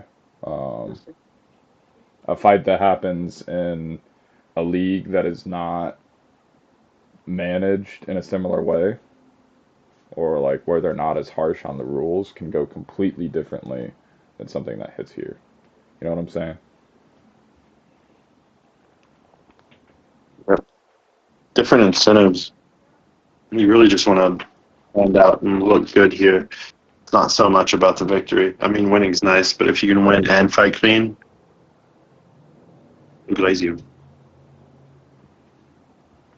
Yeah, if we like to see you fight, then you're gonna fight more. We'll be putting you up for cards. Yeah, I like the notion that the more that you perform well, the more you win. We want to put you against better competition, obviously, but we want to get you on that cam. That's the end goal. You really want to impress. You really want to be one of the top dogs. Yeah. I kind of said it already in general chat, but I was gonna wait for a while to do this, but I'm starting to think that I should just do it now. If you want to fight on a card main event, or if you want a card to happen, not just a fight night, not like a smaller thing, there needs to be a cam fight.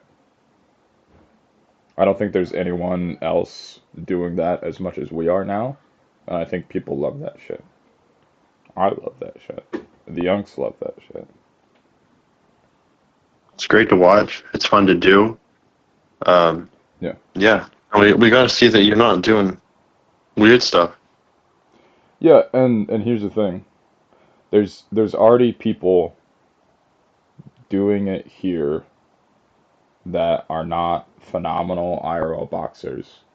You don't have to be perfect, but it adds that extra oomph to it, you know?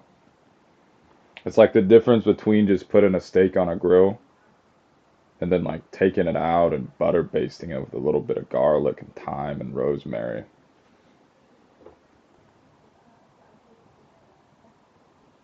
Man, kind of hungry now. Thanks.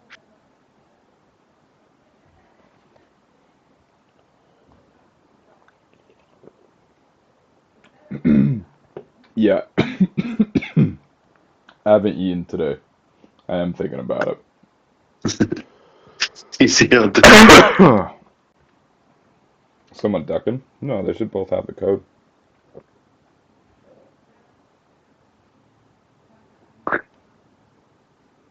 that's on the Death way. sentence. Uh, he double booked, wagging my finger. He's coming back. Yeah.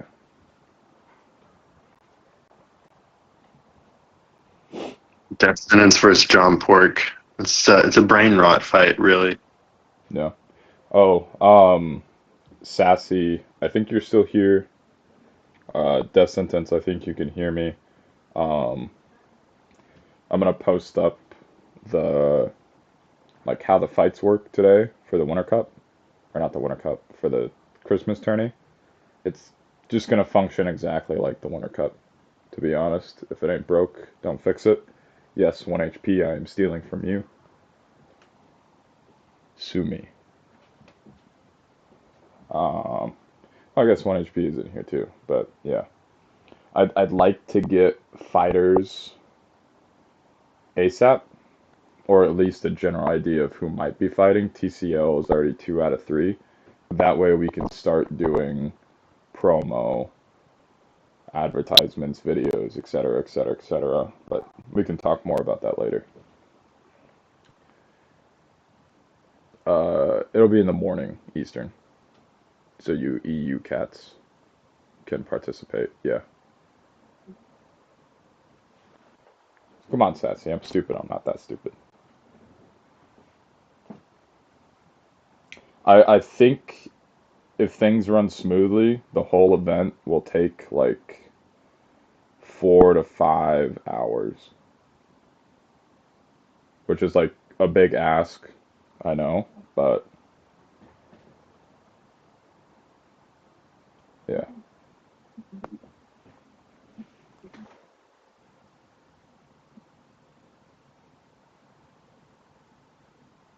yeah. This will take a little bit longer than that, Sassy, because we're doing the eliminations. But like with TKOs and breaks and everything, we shouldn't need a ton of breaks, thankfully, with the formatting. So, and we're gonna do what we can to like expedite it.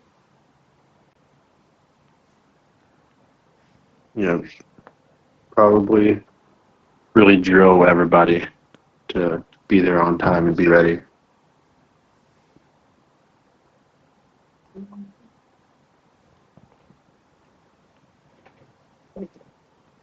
Also, it's not confirmed yet, but I think there may be a small prize for fighters or the winning team. I do want to have most of it like go to charity though. I think having a charity event for the community is very important.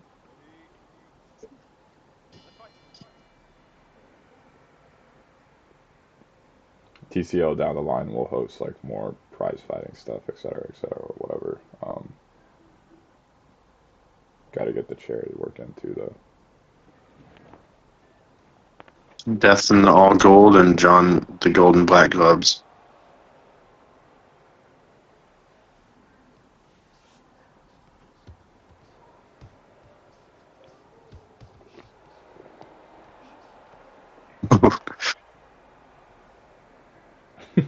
I was gonna say they're starting pretty measured. I didn't expect that, and then they just started throwing at each other. Now they're Weird back bit to of being late. measured. And then they went back to measure. Yeah, commentary curse. What can I say, man?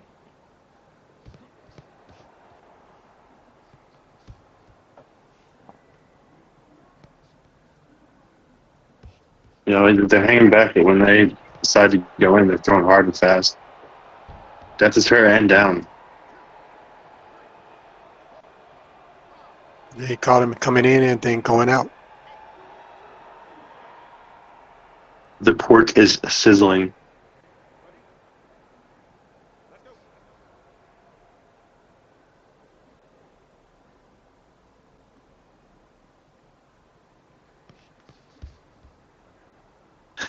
He kind of snake charmed him there a little bit.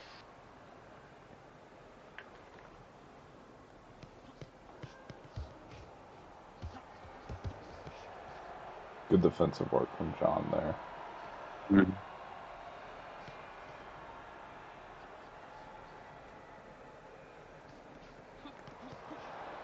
Yeah, he kind of made the read on how Death throws.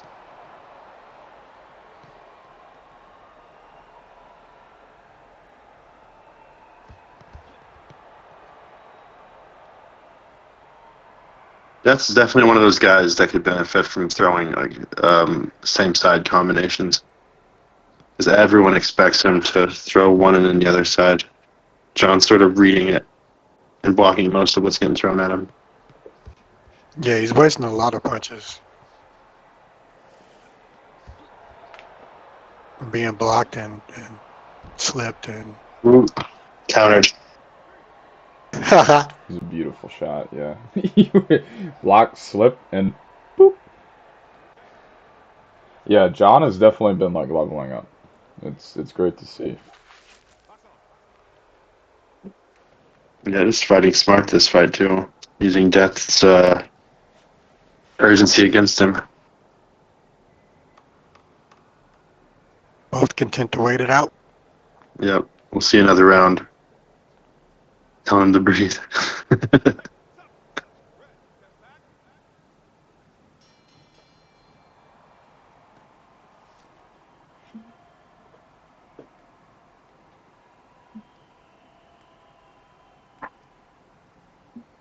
Weird hug there from John's end. He kind of laid his cheek against Death's chest, which I don't think that. A little too compassionate. Yeah. Supposed to be brotherly hugs. Apparently, they're double booked and they're fighting each other again tonight. Oh, nice. Well, use this as the clean fight, and then in the other event go crazy. Yeah, I know. Def said he's saving for the RFC fight, and then Ellerol is immediately like losing the undefeated record here. All I'm saying is that You're not undefeated in RFC. You're undefeated here. You got to pick one. I know which one I'm picking. Yeah. Undefeated in TCL. Now that has a ring to it. Undefeated #1 ranked player in TCL. There's a lot on the line here, death sentence. Yeah, you're down 2-7.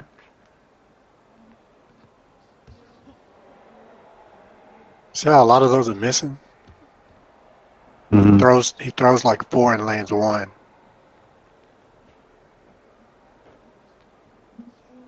Yeah. Look when John's waiting the combo. He'll combo at the beginning, he'll combo at the end, but he doesn't try to sneak in the middle.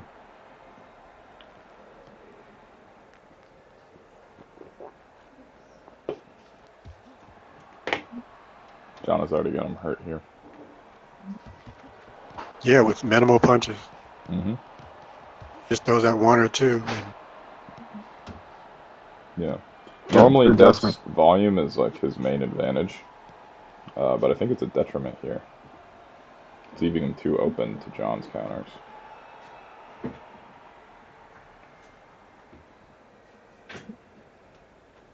He can be that busy and just not fall into his shots that much. Like right there, just a little, Yeah. some long jabs, some long straights. He's overcompensating for the fact that a lot of his punches are being blocked or missing. oh, rolled right into that one. It's leaving him open for shots like that.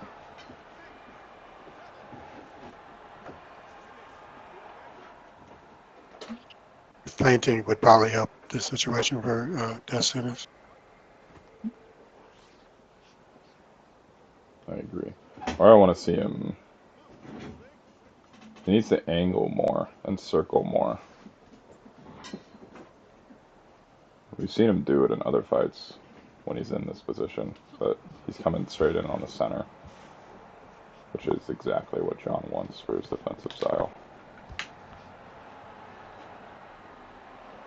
I don't know if it's just like the post Thanksgiving sort of sluggishness. Everybody's been a little bit sloppier. Not even in a bad way, just not as controlled as we see them. Yeah, I know what you mean. Turkey on the brain. I do think it's funny. As soon as you said post Thanksgiving, he hit the mat. Yeah. Took a nap.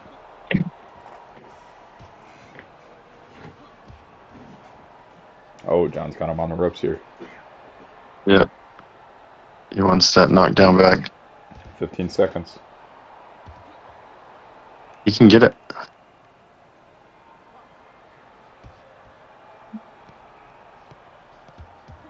Fighting like it's not a 6-round fight. Mm. That's the... Cleared the round from.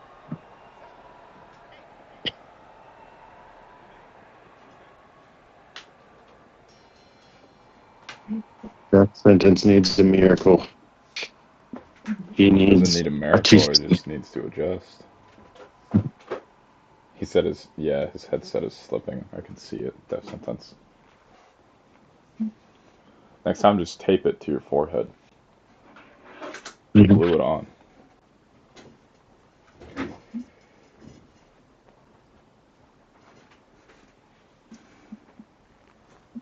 Hey, John, remember a month and a half ago or 2 months ago when TCL first started, and I told you the biggest thing you needed to work on was your composure because you already had everything else?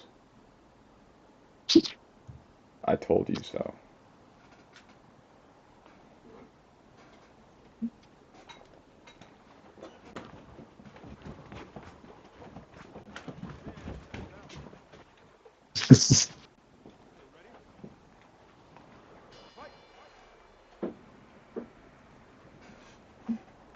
UBA main game is so good. He said he needs a coach? Coach Galf. In the chat. Right there.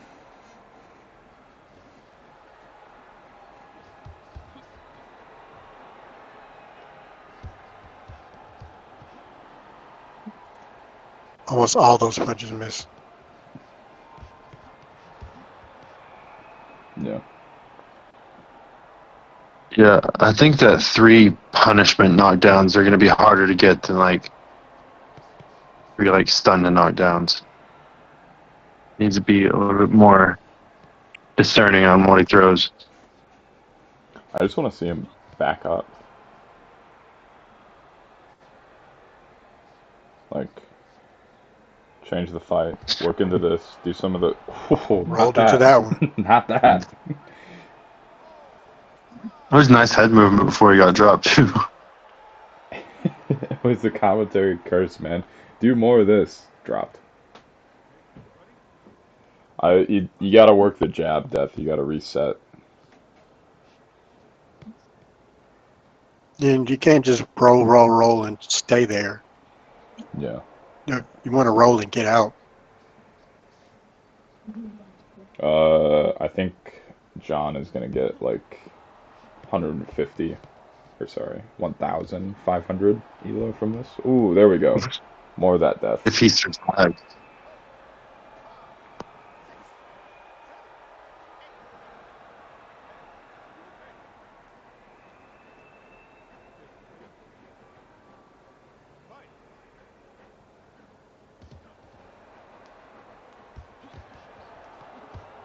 A little inside fighting. I think John feels he's out ahead and just wants to work on stuff here. Good defense.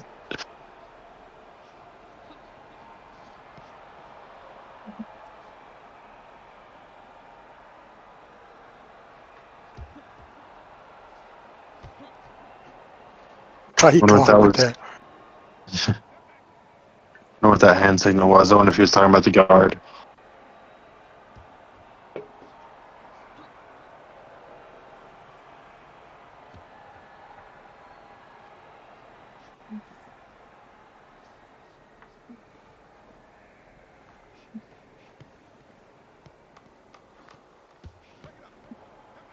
That uppercut landed. Yeah, I just think Looks that, like they're doing the tire drill, but moving. Yes. Mhm.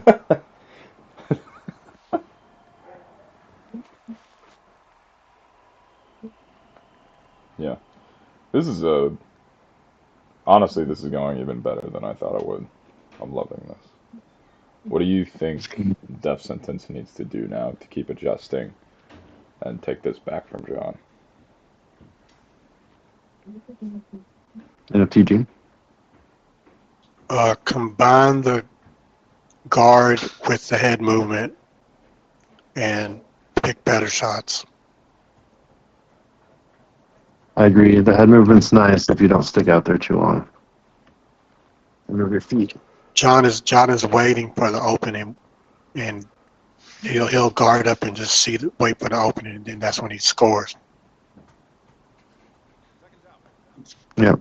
I want to see Death do that on the front foot. Throw some feints. He's going to bring up his hand to guard the hook now. He's accustomed to it.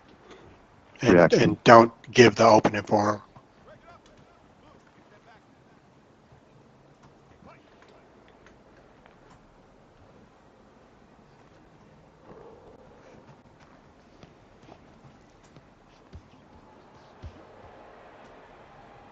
A little bit better.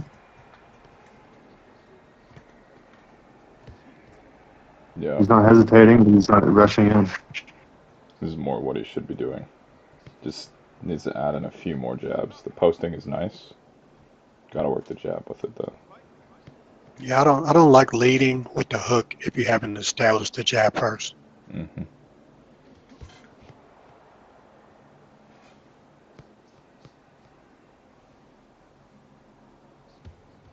Good adjustment so far. Yeah. Just stay in it. There you go. See, pop, and then backs out.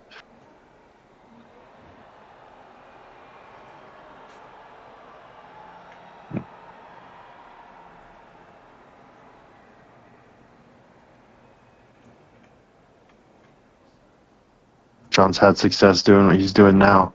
Death can turn that against him. Make him come forward.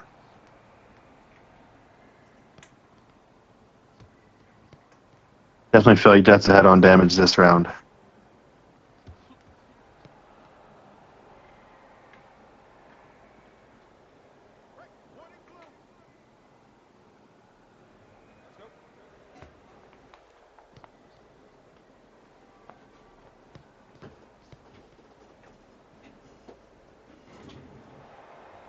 Notice as soon as Death just like calmed down a little bit, and as I say that, he starts going crazy. As soon as he calmed down a little bit and starts boxing off the back foot, he has much more success. Yeah. All of his advantages against John, they're all best suited for fighting off of the back foot or fighting more at range and not coming inside like that. He's lacking some of his usual advantages because of John's qualities, and then on top of that, he's not using the ones that he does have to his advantage right now.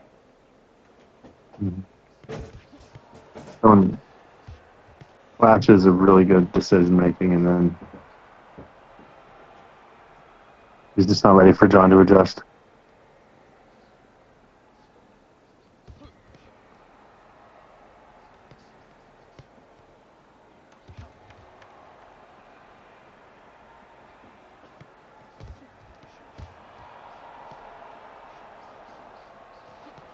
A little bit frustrated with the guard. Fair guard, but it's your job to mix it up.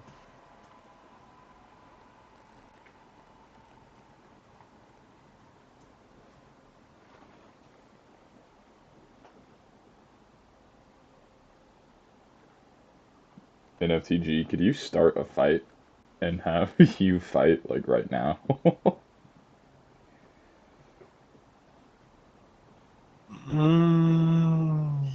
Yeah. I'm right by my computer. The fighting space is. Would you be willing to beat up a Void?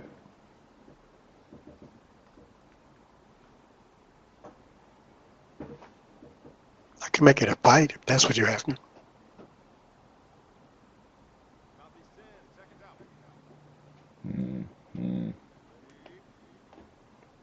Maybe. We'll see if Rico wakes up.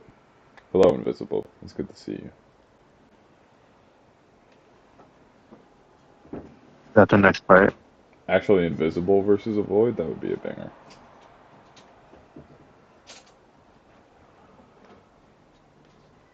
Yep. If FTG doesn't want it, I would like to will be there. NFTG was my last resort. However, I think Sage is available. All good matchups. I selfishly want to see people watch an FTG fight.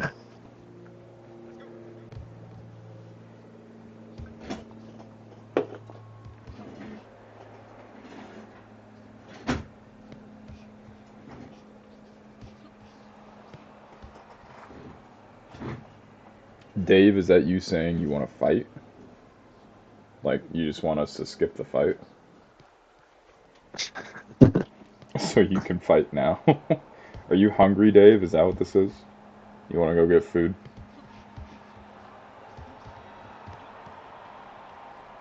I'll take you to Burger King after, Dave. Don't worry. I was going to say Death Sentence kind of taking over this round. I'm committing the cardinal sin of yapping while there's a fight going on. I apologize. That's really good work from Death here.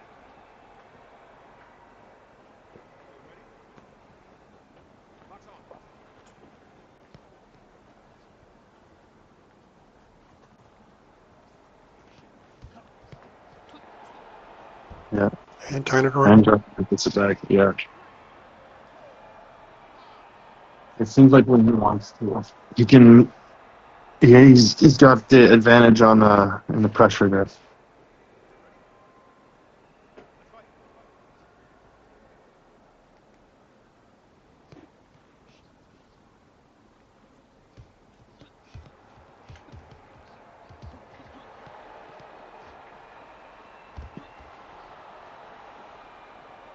Looks like they're both hurt.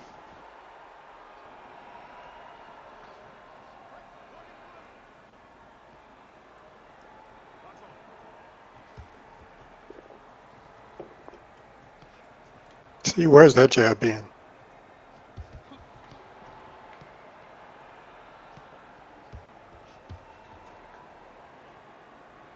I agree. He throws a hook when it should be a jab. The range, he's in jab range throwing hooks. Yeah. I think honestly, against most people, their defense is kind of lackluster, so it works. So I think it's what he's developed as a habit, but here it's just getting him stunned. You saw it in real time. Good on John for not biting.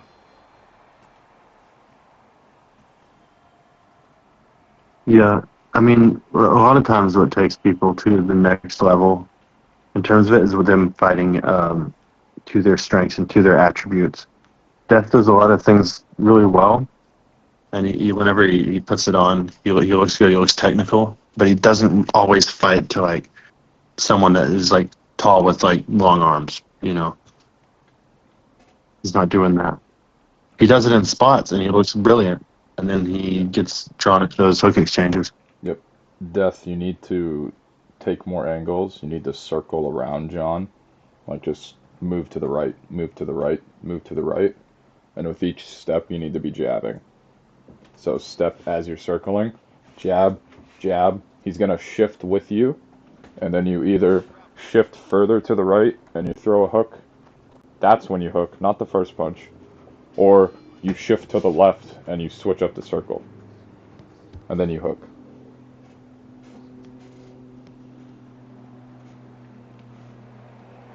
Good observation.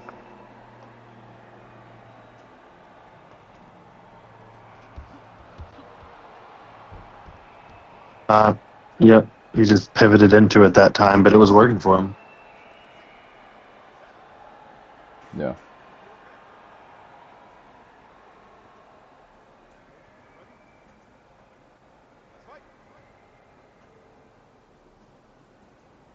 That time he just got caught, but he's doing the right thing.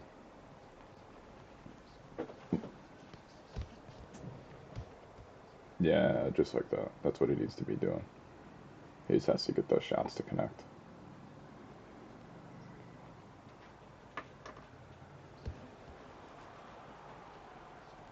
What is this? Doing pad work.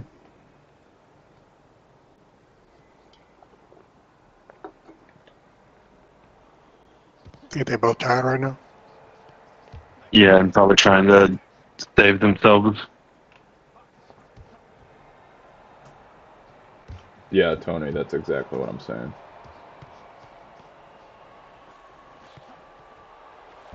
Ooh. John gave that to him.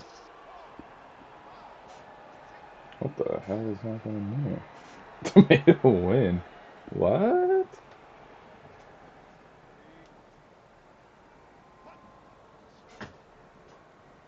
What just happened?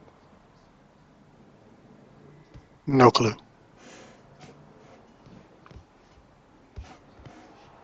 I did want to see those numbers, so that's good at least. I'm not gonna threaten an FTG. That's spectator's fault. I'm gonna threaten Dave.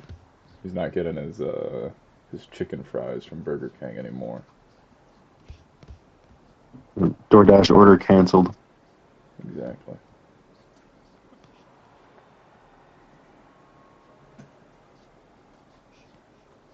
Yeah, Orchard. They've kind of gotten a little silly at the end here, but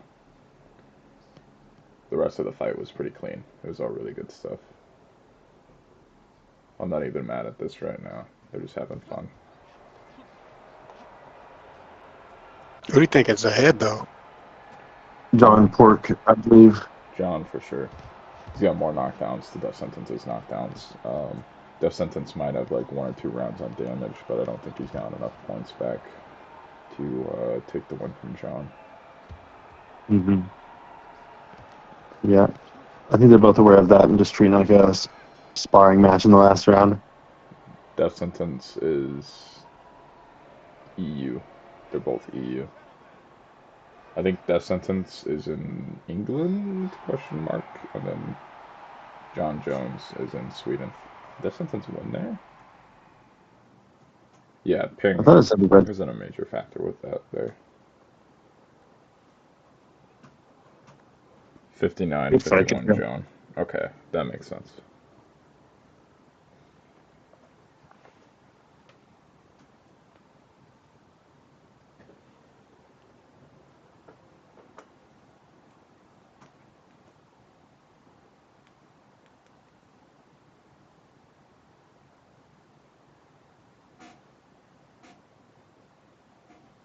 Both are making reads for the fights later.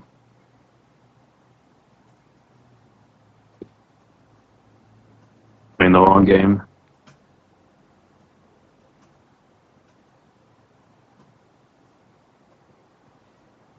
John Pork won that one. Yeah. Bro, it's Chonko, it's not John Fort.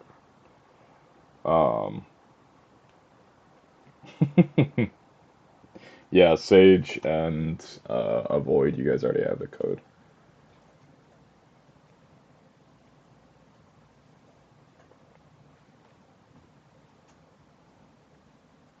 Yeah, thank you, Death and Teammates. John. That was a great fight. Yeah, absolutely. They were teammates during the TCL teammates during the Winter Cup, yeah? Yep. We went from one teammate matchup to another teammate matchup. Oh, that's right.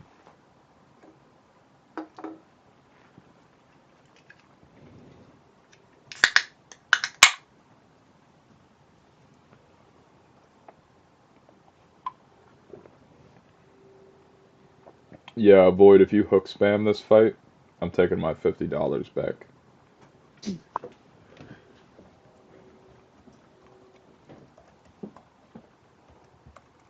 Wait, TCL won cleanest league? I'm shocked. Rico also won MVP. Oh, yeah, well deserved. Well deserved. He really put on I think he all also them boys. won Fight of the Night, or Fight of like the event.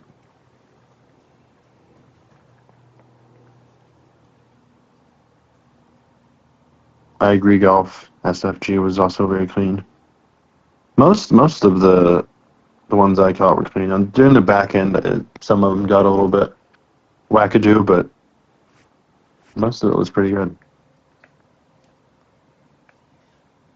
We kind of have to be the cleanest, seeing as we're the clean league. Yeah.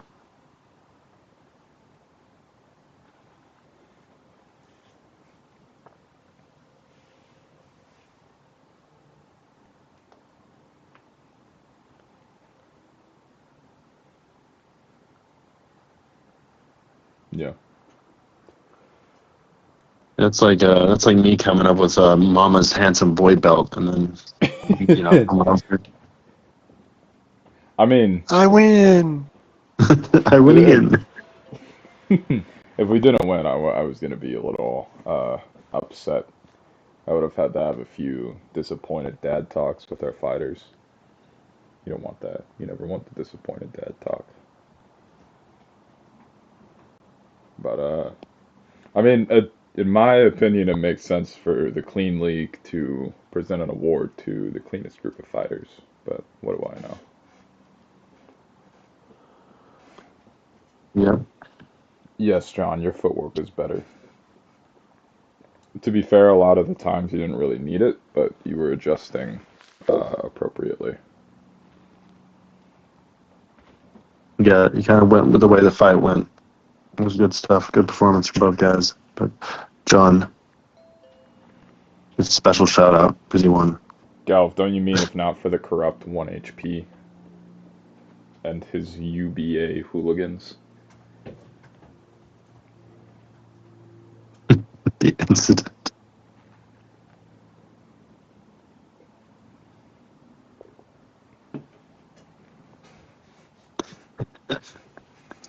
Okay, where are the fighters? What are they doing me?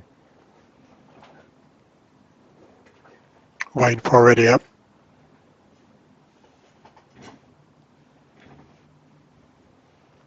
Oh, they're in there. They just haven't clicked ready. Okay.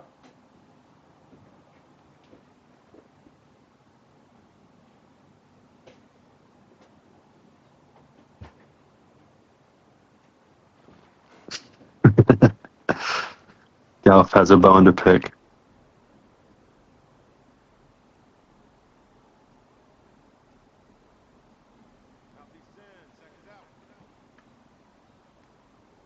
They should give Spec the ability to pause the fight and review tape.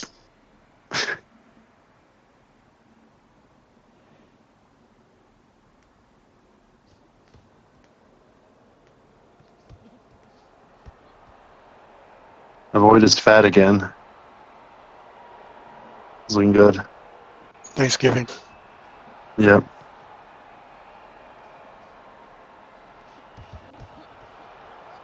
Ooh.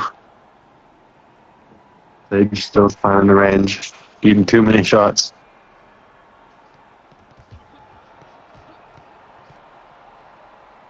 Got him back there though. Yeah, they were hurting each other back and forth. I really like the pressure that Sage puts on whenever he gets people hurt. He just throws in level changes, body crosses. Usually when people get people hurt, they just go crazy with the hooks.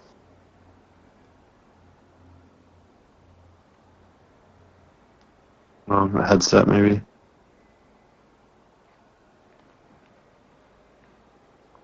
Oh. It's 7 consecutive, no, about 11.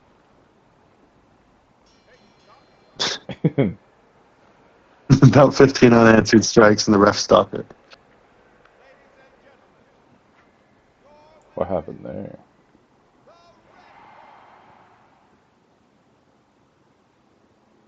Yeah, he was signaling something. He was like shaking his head and holding his headset.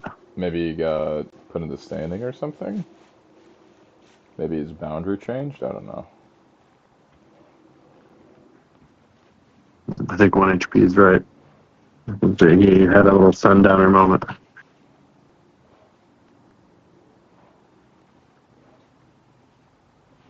Nick Diaz, you're banned from ever fighting in TCL again.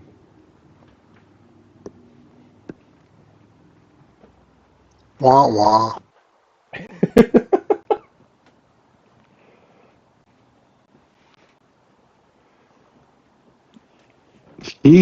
No, I'm not going to make a case for him. I don't feel like it. Never mind.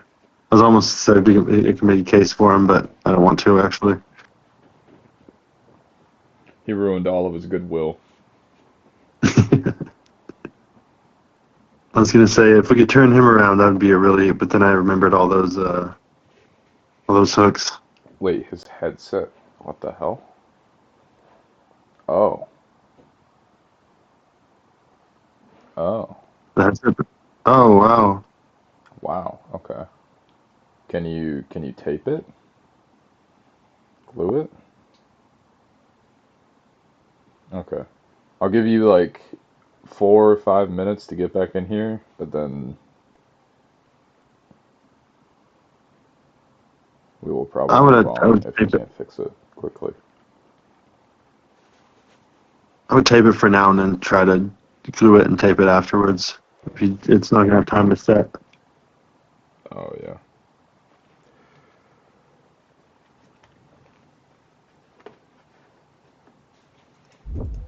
Yeah, do you still have the warranty on it, Void? Did you hit Oh. your headset? Did you break it with one of your punches? What did you do? How is that even possible? Actually, Avoid, you know what's crazy? Guess who's raffling a sealed MetaQuest 3S headset? December 20th. For a $5 donation, you can be entered into a raffle to win a brand new headset. Did you But say the only raffle's fixed, and I'm $5? going to win it. You say it was The only fix is in. $5? The fix is in, and I'm going to win it. So don't be surprised. Myself, NFTG, and Kevin Steele are not allowed to win the raffle. Damn it. Yeah, it's a Quest 3S. I mean, we can That's add more crazy. stuff, Galf, but I'd rather just get like more donations. Yeah, every $5 you put in is an entry.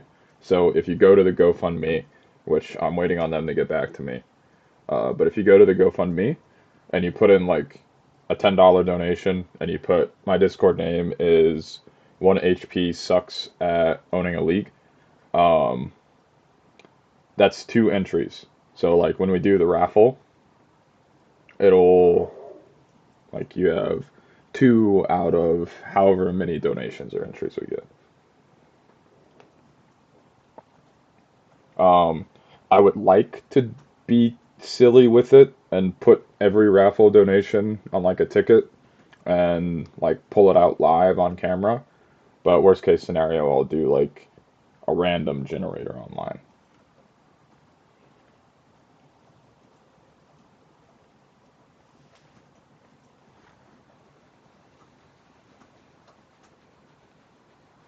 $5 though. It's like a crunch wrap, Nick Diaz.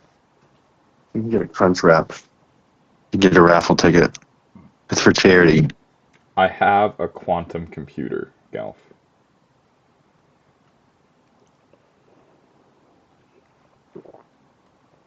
I have an abacus.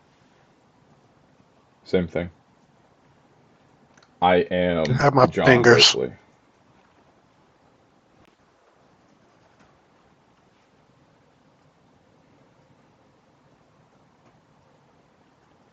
Clean clip there, Richard. Very nice. I was dying a second ago with that picture that John posted of him hugging.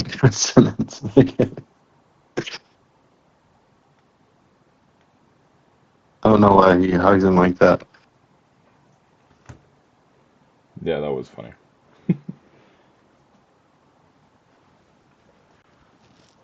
The way that he has to hold his head in real life for it to look like that in the game makes it even crazier.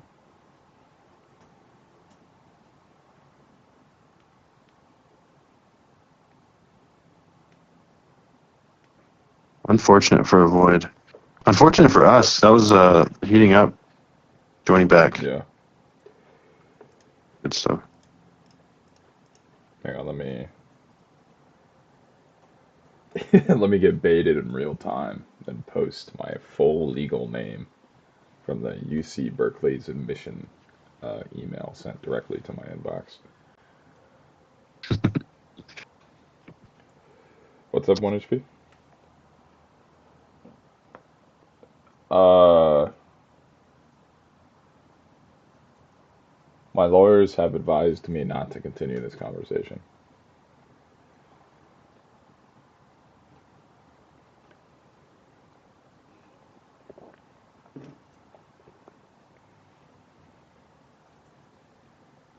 Nick Diaz, you're not giving me £5. Every donation into the raffle, and I'm saying donation, will go to Toys for Tots. Toys for Tots is a charity that provides toys to economically disadvantaged children. Um, Super important thing. I've worked with the charity before. Um, they do a lot of good work. This is why you're not fighting here, Nick Diaz. Shame on you. I can't believe you hate charity. He spams hooks and he hates kids. What a character.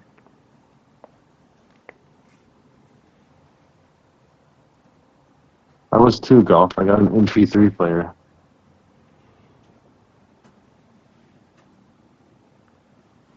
Waiting on Sage. You got a bike? Bullshit.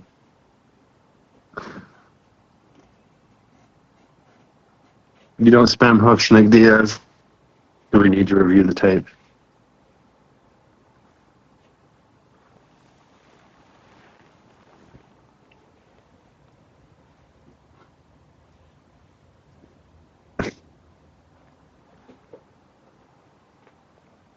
Getting disqualified for hook spamming in a league.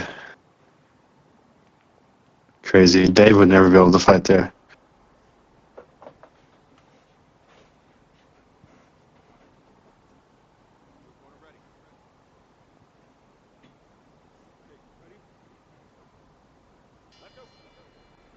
I'm gonna send you the like the VOD Ninja link and the code in like round 2 or 3.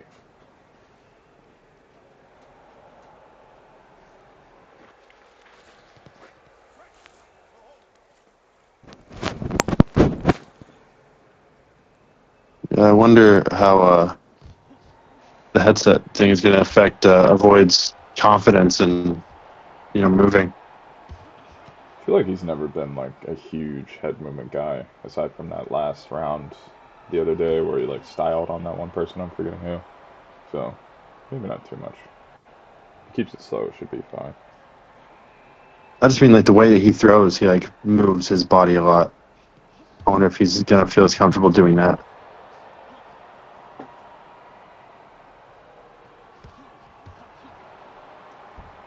Ooh. Apparently I'm he down feels straight in your comfortable. throats.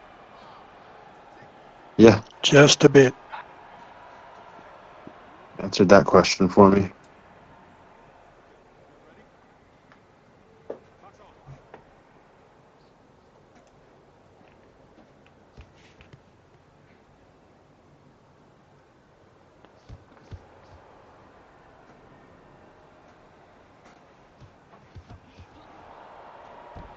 Ooh, and Sage gets it back.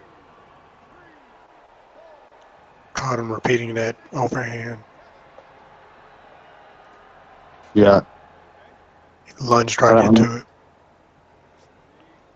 Yeah, I'm not sure it's in his nature, but I'd like to see him, after he gets knocked down, I'd like to see him go a little bit more back-footed, let his punishment go down, Yeah. especially in a 6-round fight. I think that's just good general advice.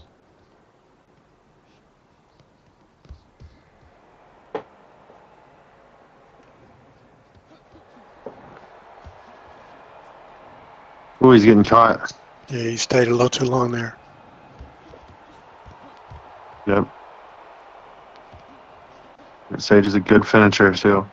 He fought his way out of it, though, and now Sage is hurt.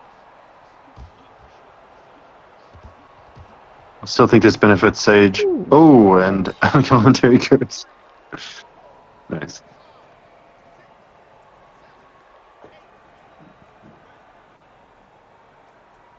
Yeah, Sage just seems to have the advantage whenever those long exchanges go on. He's actively changing things mid-exchange.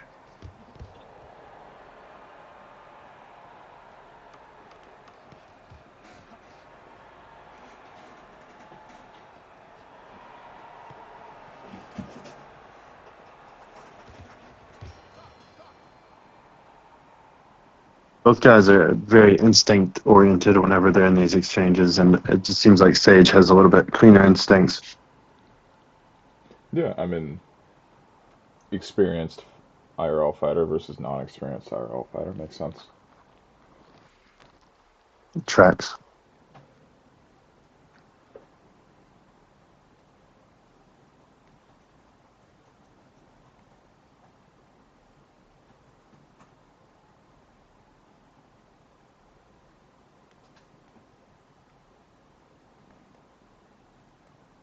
Welcome back.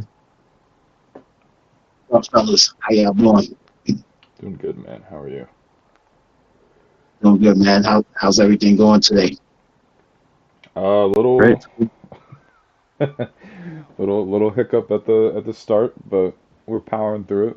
Fights have been really good today. I've been pretty happy with what we got. Yeah, I seen the awards given out. We was the cleanest league. We won a couple of awards for being the cleanest league. I like that. Mm-hmm. Yeah, to Yeah. celebrate, we're making our fighters fight each other.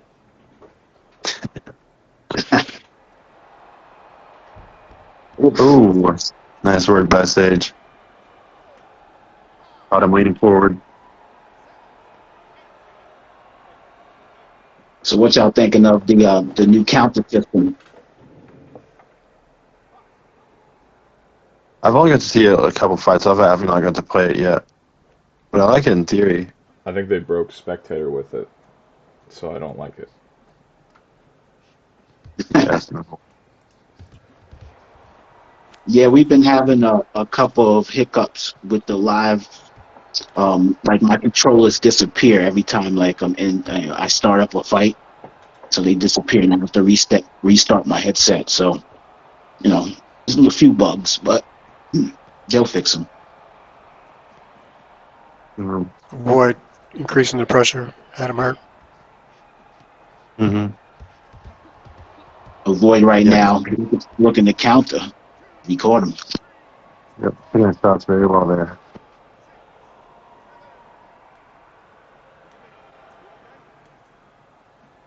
Sage was working him with the angles, but then he lined up and that's where it went bad.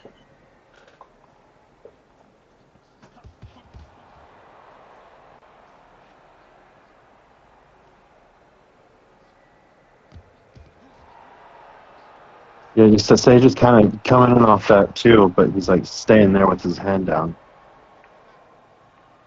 Yeah, what it looks like what Sage is doing right now is he's playing keep away because he doesn't want to get caught, and that's kind of like getting him in trouble a little bit because that's Yep.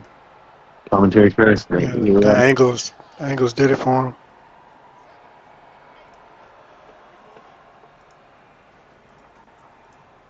Yeah, the thing that Sage is doing that's getting him caught is also something that Avoid will do.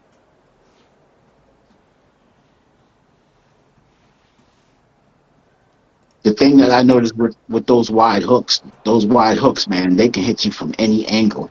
Like when I'm playing live, it's so frustrating. I could be just outboxing somebody, and then you could be blocking them and blocking them and weaving them and weaving them, and the next thing you know, bam, you get hit with one, you're stunned. Yeah, that's Avoid's bread and butter. The thing with Avoid, I would like to see Avoid use more of his jabs. Like I don't really believe that the game jabs don't work because the jabs do work, especially when you're hitting them in weak spots. So A good jab with a step in, like a proper step in, is like 50, 60 damage. Like they're totally and then doable. I've noticed that they stun people when they coming in, coming in full blast, and you catch them off center. They stun them, and a lot of times a lot of guys quit. But I really like the direction the game is going. I think the development team and the people who are helping the development team have really stepped their game up because live feels really, really good. The counter system, I don't think we need the bonus damage, but that felt really, really good. I didn't really tell a difference. I think the scoring needs to be worked on a little bit because you can hit somebody with 25 jabs. They hit you with 2 clean shots or big shots. Just, they can outscore you in the round, what I noticed. So that could be looked at a little bit. Yeah. Avoid hurt, and he goes down. Yeah. Yeah, when Sage is more aggressive attacking Avoid and Avoid is more defensive, he especially when you put Avoid on the back foot, it looks like he's struggling a little bit. He struggles with dealing with angles. Like as soon as Sage steps up, he can land on cue anytime he wants to. Yeah, both of their weaknesses are kind of their opponent's strengths, so this is like a very much another yo-yo match. Yeah. Ping pong even. It's whoever can impose their will in any given moment. That's just winning the fight. I'm not mad about it. Not mad about it at all. Great to watch.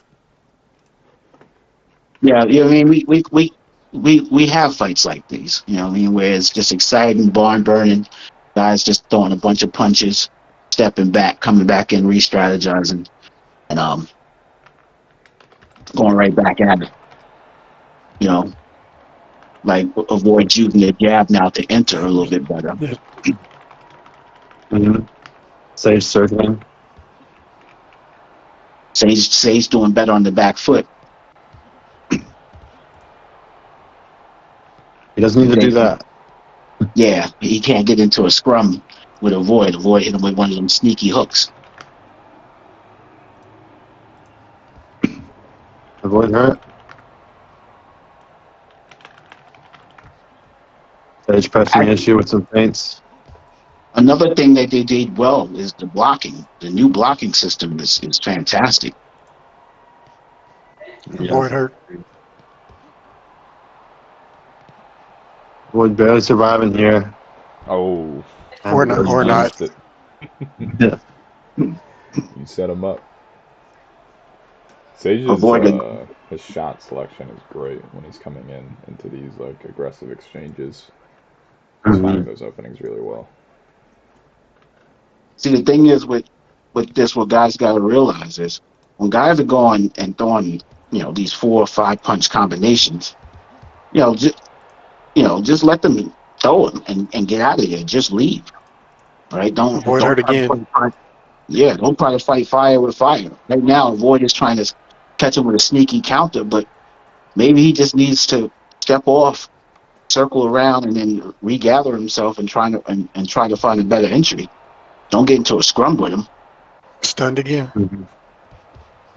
Yeah. Great adjustment by Sage. Yeah, this is exactly what he needs to do. Just hold this pace and this style here, and Avoid is going to keep coming to him. What do you think Avoid needs to do to change this up for him, aside from using the jab more? He needs to stop getting into these firefights with Sage. Sage has got the quicker hands, and he's throwing more punches on the inside. So when Avoid's every 2 to 3 punches, Sage is throwing like 5 or 6, and his seem to be landing a little bit quicker. Plus, Avoid needs to stop planting his feet so much and sitting in the pocket, because it looks like every time Sage gets the angle on him, he catches him from a good angle and drops him. So he has to, strategically, when he's going to throw these combinations, be off to the side or, move his head after he throws his combinations, because he's just throwing a combination and just staying right there, and Sage is off to the angle. Yep. I want to see him diversify his entrances as well, to make him nervous coming in with feints and stuff. Because right now, every time that it looks like you're going to commit, you commit. Yep. And lead with the jab. Coming in hooking is too predictable. Yeah, and then just because. Oh, that was a nice uppercut. Yeah. Beautiful. And he caught him going backwards. And he was making him nervous at first with those little feints. That's the adjustment. See, the strategy. Little steps. Go ahead. The strategy is when he feints you, feint him right back, or call his bluff. Right? So it's like the boy that cried wolf. Right? There's no wolf there. So when he feints you and he doesn't do anything, make him pay the next time he feints you, because he's obviously not generating no offense from it. Yep.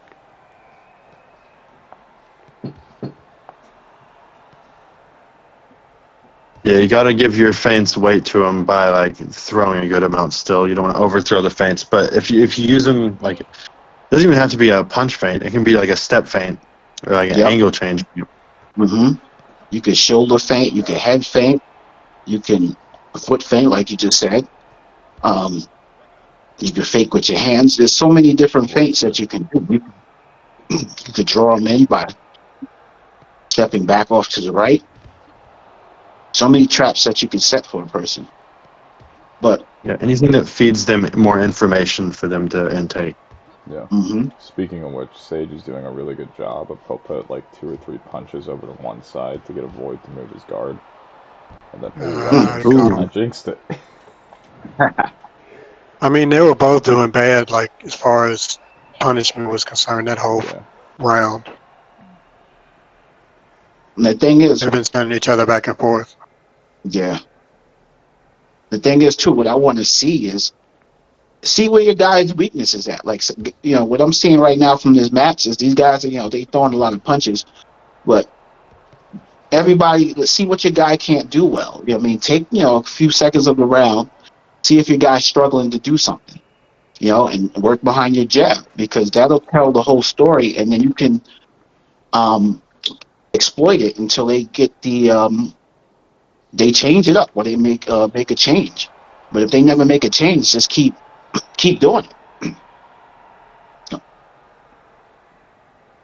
Yeah, I want to see Sage do more of what it was just doing, like working the circling and the footwork, getting on the outside. I don't think Avoid can follow him if he does that. I know his knee is a little banged up, but I think if he just hits that circling, hits that movement, switches it up, and goes from circling to like lateral at little points, Avoid isn't going to have an answer for it. I think he should stay away from the circling and just use the angles, because, like, the direct step, jab off the step. Yeah. I mean, step off the jab, because every time he starts to circle, it's too slow. So Avoid catches him going. But with the angle, it's too fast. And like, see if Avoid or Sage, see what their opponents are doing. Right? See what if your opponent is, when he backs out, does he drop his hands? When he moves to his left, does he move his right hand, or move his left hand and move left? Like, people have tells that if you rush in, you won't find them until you just study your opponent for a couple of rounds. And you can study your opponent, just work behind your jab, and you can find the weaknesses. Like right now, Avoid got into the firefight, and again, Sage's hands is just a little bit quicker right there.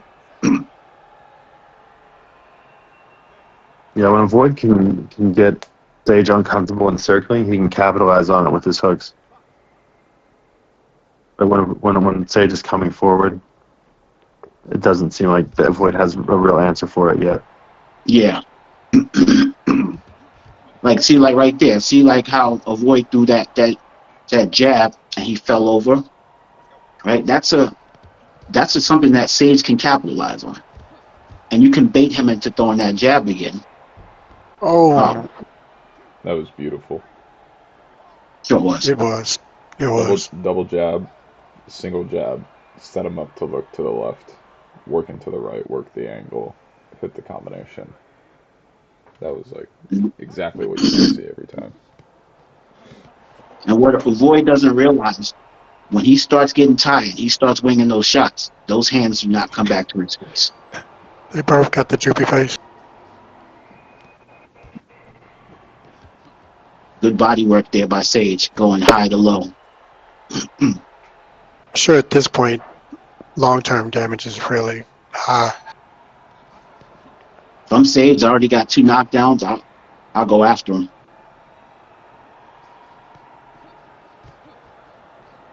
Try to finish this fight. Don't play with your food. There it is.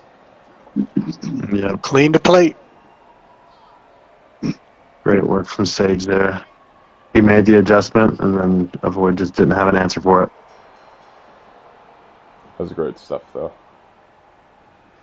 Yeah, I still think it's crazy. Like 2 months looking at how Avoid fought 2 months ago to looking at how he fights now.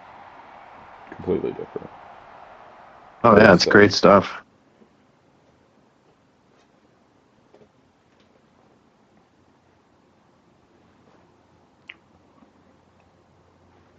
Yeah, I actually brought some grip for my shoes so I won't slip.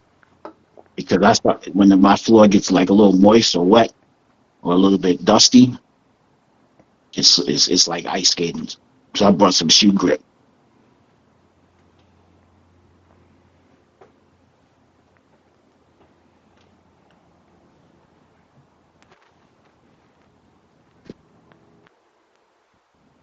Dave and Yeah, Otherall already have the code. Just waiting on Dave to Who's get the fighting camera. next? Who's fighting next? Etherall Coach and Dave. Coach Dave. Yeah. Oh, snap. Okay, Coach Dave is in the building. There we go.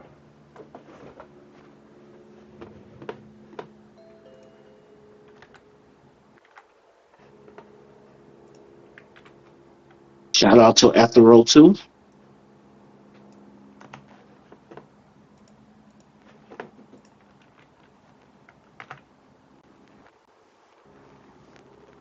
Yeah, it's been a little bit since I've seen Natural fight. Actually, I'm not. Yeah, I've seen him fight. It's been a while. Yeah, he was the guy who fought Z on cam last time. If you were here for that. NFTG, both links. That was like right after mine. Yeah.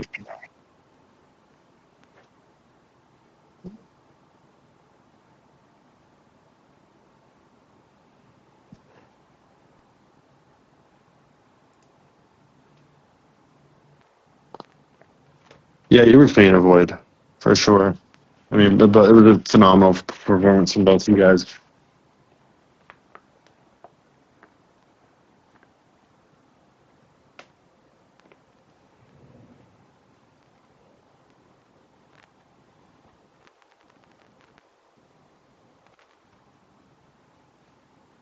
Seems like Sage is just on one of those, sometimes something clicks and you just start improving. Seems like that's happening with Sage right now. And he's always been good, of course.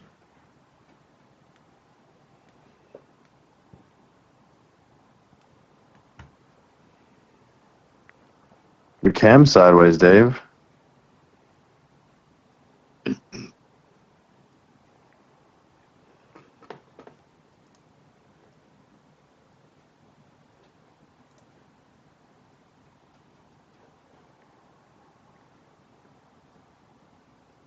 NFTG will be able to flip it. Dave doesn't have to worry about it. Oh, nice. Yeah. Yeah.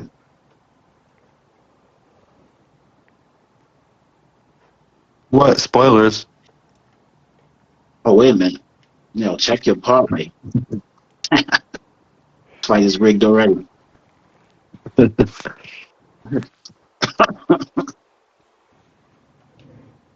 Pre-recorded. Yeah, you saw that 1 HP, right? Now y'all just seeing stuff I don't get to use yet. Don't bet on this fight, y'all. Cyborg, he ain't fight yet. That's the problem. They taking bets, but they already got the pick winner. NFTG, he has plans that he can't share with y'all right now because the haters will sabotage him. The Don King of TCL. Yeah, we down with the NBA. That's what that's why we have y'all taking bets. It's already rigged.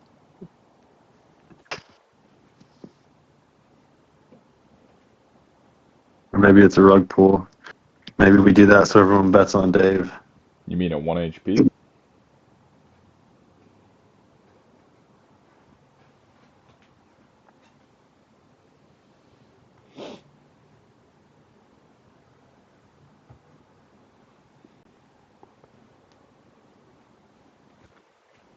Yeah, add VR boxing to the list, Kevin.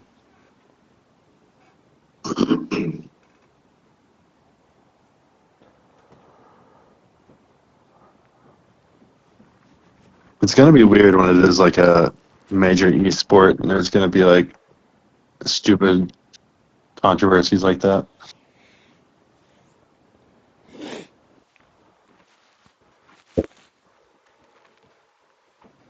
Then again, gambling is not the best thing to do, so it's like, It's like this weird dichotomy of like gambling will like grow your sport just phenomenally. Like it's great for getting people invested. But it's also like we're using a platform for like children, or not using a platform, but like VR boxing is very kid friendly. mm-hmm. Yeah, gotta be careful with that. Yeah. No. I mean, yeah, most live service games now use a model that's very like gambling adjacent. It's like teaching kids the importance of gambling.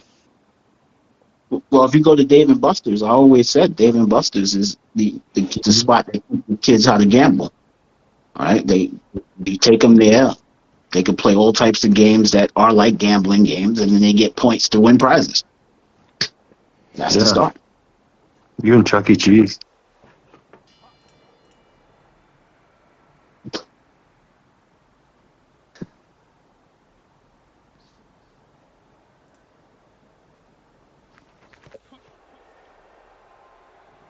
Coach Dave being patient, as testing him out, trying to hit him with the straight left down the pipe. See if his defense was good, ready for that. Still try to hit him with that left hand down the pipe. Yeah, Dave. It's the first time I've not seen him at like a height disadvantage. Yeah, Ethel's doing really good with the circling around and fighting on the outside and then working the body too as a taller fighter. That's beautiful. Oh, look at that. Look at that post that he just used on Coach Dave. Like he's really whipping these short hooks too.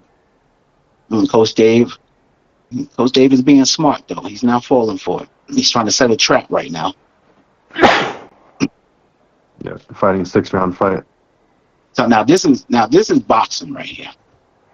Ladies and gentlemen in the crowd, what they're doing right here, this is filling each other out. They're not going for broke. Ethereal's only going for opportunities that he sees where he can hit, not get hit. Coach Dave trying to figure out how to get on the inside. Coach Dave switching stances, trying to confuse Ethereal with the distance. Yeah, when two guys have experience getting hit, there's almost like an implicit respect that they both have for like the punches coming back to them. Even in VR, it makes the fight look much better. Oh, absolutely! Like when I get hit, it's like life or death. I'm like when I'm stunned and I'm blind, the first thing I do is clinch. That's why I was like, clinching is a part of boxing. That's what you're supposed to do. You get hurt, you're supposed to hold on. You're supposed to just rapidly fire punches back at somebody. Yeah, that's better supplementary sort of mindset to have if you're using this for that. There's people that think that you can just walk through punches. When they finally get in the ring, they're gonna get stomped.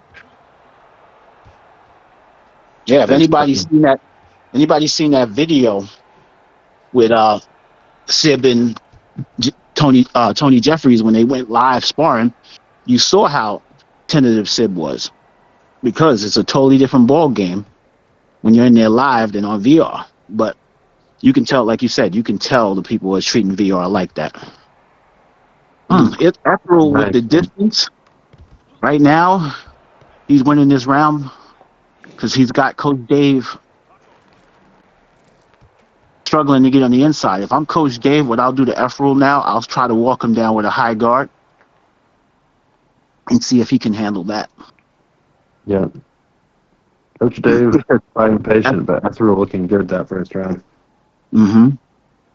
Because it seems like Ethereal's not falling for the step backs or the setting of the traps. So it looks like Coach Dave may have to smother a little bit more. Dave, I think you can hear me. Kick him. Kick him.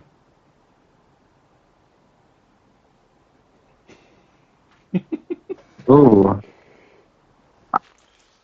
Yeah, I agree, Tyborg. This fight is legendary right now. This is true boxing. Man, you don't see that kick just now from Ethereal? That's nice. I don't know if you want to kick with me there. I want to clarify for the people here.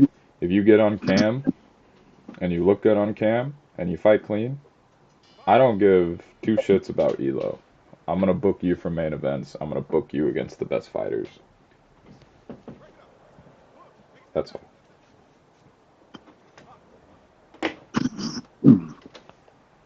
Coach Dave working behind the high guard. I would, start catching and shooting from that high guard. Because Ethereal's he's really keeping that distance. He's circling with distance as taught. Right there, Coach Dave might have found a weakness right there. I'm not going to say it out loud just in case they both are listening. But Ethel just showed something that Coach Dave may capitalize on. Ooh, nice straight there by Coach Dave. Yep, Coach Dave sees it. Yep, there it is. Great work from Dave there. So now that Coach Dave's seen it, so what's happening is he's seeing how Ethereal is falling over a little bit or extending that right hand a little bit too much. And now Coach Dave is circling to that side to get invading Ethereal to throw that hand. Because he sees that he's struggling with it. He's going at the right distance, too. Yep. He's safe there. Yep. So Ethereal is now not throwing. See, right there. See how Ethereal committed to that shot and Coach Dave was gone? That right hand, Coach Dave saw it. And he's trying to capitalize on it. And now he's stalking him a little bit, walking him down. Ethereal's a little bit confused about throwing that right hand. Yeah. Dave's fight IQ is insane. Like, he'll pick up on stuff in like half a round. Yep. And he's coming up. That's why he's coming up. Got to be that way. The wait. Coach Dave fights hurt? move so fast. Brother, Davey. Good body work by Ethereal. That was great body work. Coach Dave sitting there absorbing the shots. Coach Dave's done. That's not going to stop him from coming forward. It puts him down. Oof. Ethereal came back and stole around. He did some good body work right there. Yep. Both made adjustments mid-round. Yep. Those are some beautiful shots there. Perfect timing.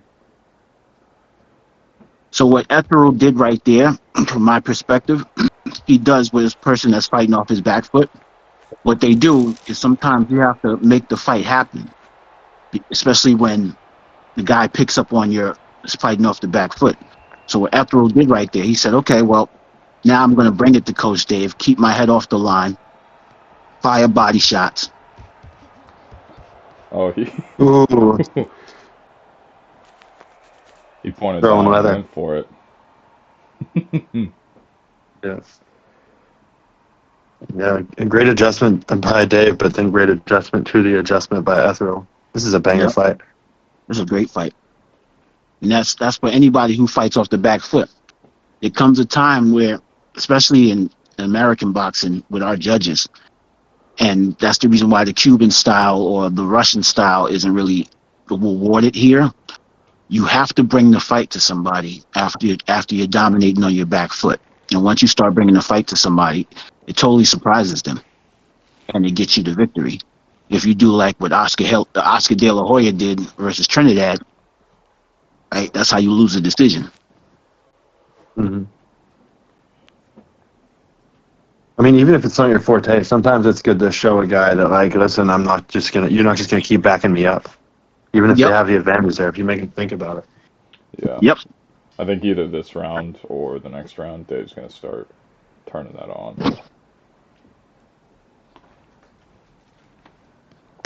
That's the thing too about Dave is he has gears and he's not left second gear this fight yet.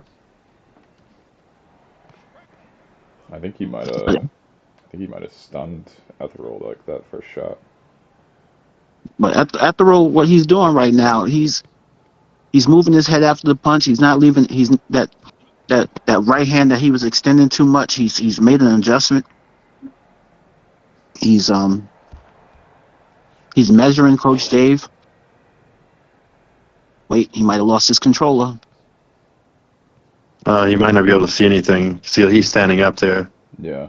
Oh, did he put it on pass through? I don't know what Did happened. he die? I hope it didn't die. Oh, that's unfortunate. He's got a second headset. Okay. That was the start of the third round, basically. Yeah. Yeah, can you... Okay. 10-8, Ethereal was 10-9. up. 10-8, 10-9, okay. Okay, and then we'll just run 4 rounds now.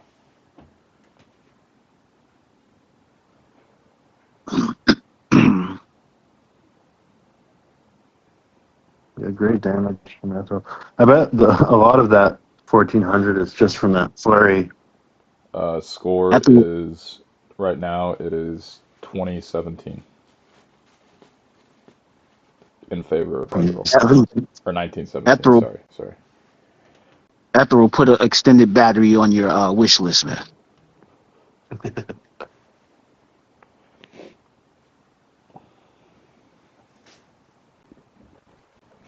Yeah, using a low battery in a 6-round fight. What are we doing? I think he did get a No, penalty in round 2. who, Coach Dave? Ethereal. Oh, wow. Because he had a knockdown, but it was 9-8. So he won the round, but he still took points off. Yeah. And cut his lead. 1917, man. Yeah.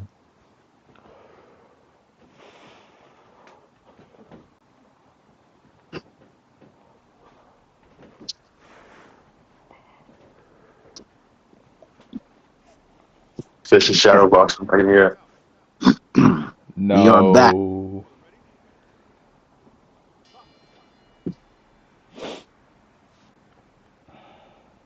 That's the unofficial TCL stamp of approval. If you can get Fitz to start shadow boxing, you're putting on a good fight. Dude, there's some cards, like, I'll be like, I want to fight after this, and then I'm shadow boxing for like 40 minutes. Like, the entire time the fight is going. After using those jabs, circling around with those jabs, keeping Coach Dave at his distance, at his range that he wants. Oh, beautiful rolls and body work. Oh, man, Ethel's putting on a clinic right now. Coach Dave's trying to bait him with the hands down. Yeah. Coach Dave not going much for the volume right now. I think he's trying to get some big shots, maybe look for a knockdown. Ethel with a beautiful counter hook right there. Mm-hmm. Right now, Ethel's in that outside game with Ethel. He's looking really good, man, with that range. He's not falling for none of Coach Dave's traps whatsoever. Yeah, not falling for the hands down. Nope. But the thing is with Coach Dave is he trying to take him to deep waters and drown him with all that movement. That's another thing with all that movement, what it can do. It can tire those legs out. Yeah, when you're fighting Dave, he's so good about, like, it feels like you're standing right in front of him, but the entire time you guys are shifting around the ring. It gasses you out, like, way sooner than you would expect. Ethel doesn't care. He says, I'm bringing the fight to him. He says, now you fight off your back foot. Yeah, he's got Dave hurt. He's working on that body. Look at this. Look at these. Look at the Good shot selection. Yeah. Uppercuts, body work. Dipping after he shoots to the body. Ethel, man, oof. That's what's putting on a clinic. I love the way that Dave. What a check hook. What a check hook. That was phenomenal.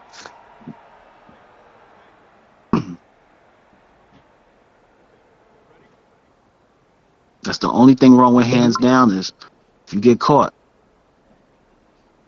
And Kevin, no, there's no hands down damage.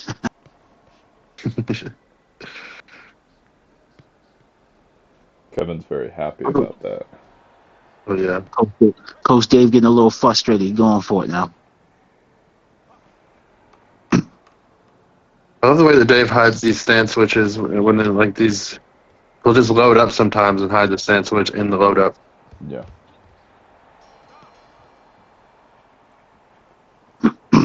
Ethel's not. The thing is, Ethel is being very smart about it. He's not falling into the hooks coming around the side. He's dipping his head, even though he's a taller fighter. He's not just trying to block him. He's doing good work. He's, landing one punch and getting out of there, trying to create the angle, not trying to get caught up in throwing a bunch of combinations. Good work. Yeah, Dave's mostly catching him like on the in-betweens, but once Ethel's able to like stand up straight and back up, he's almost always out of danger. Is that throw in clean league? This is clean league. Yeah. Yeah. Yeah. Yeah, we send him out there with the heavy hitters. He can beat Blue, and he could beat all these other guys from UBA. Definitely a blue chip prospect for me. That's like yesterday, Adonis was talking trash to DJ. TJ's no slouch, man. That's what I said. So like, and DJ said, "Yo, you was slapping." So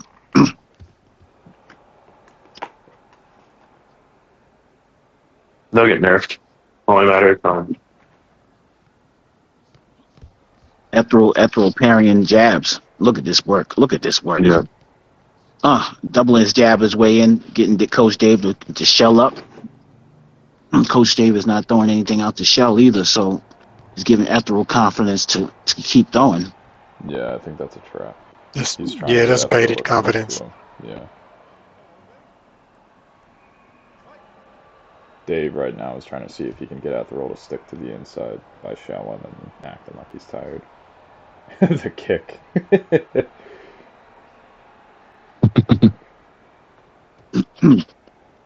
Ethel better put those hands up, though. Tell you that. He's surfing with those hands down. He almost got caught there. Yeah, Dave can close the distance really fast. He's moving his feet a little less. I know that he won't get dead tired, but if he slows down enough, Dave can walk him down. The advantage that Ethel has right now is that Coach Dave has got to plant his feet to generate power. So if Ethel keeps his range, right, he can avoid those shots, those big shots.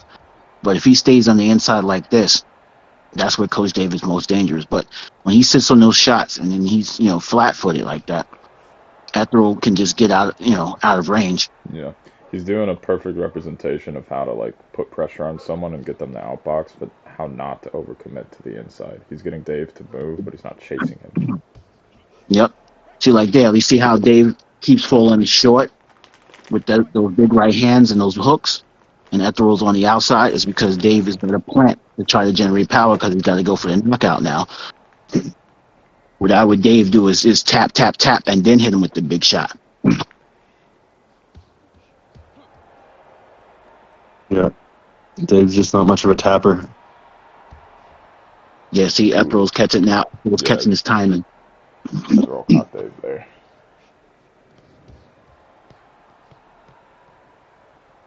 Good angle change there by Ethel. He really just putting everything together. And you would think using that double jab is risky, but he's using it to get to the angle. He's not using it to come in straight. He's using it to angle Dave to get to more range. And he's hand fighting too. So if you see right there, he's kind of muffling Coach Dave's shots a little bit by wrestling him a little bit.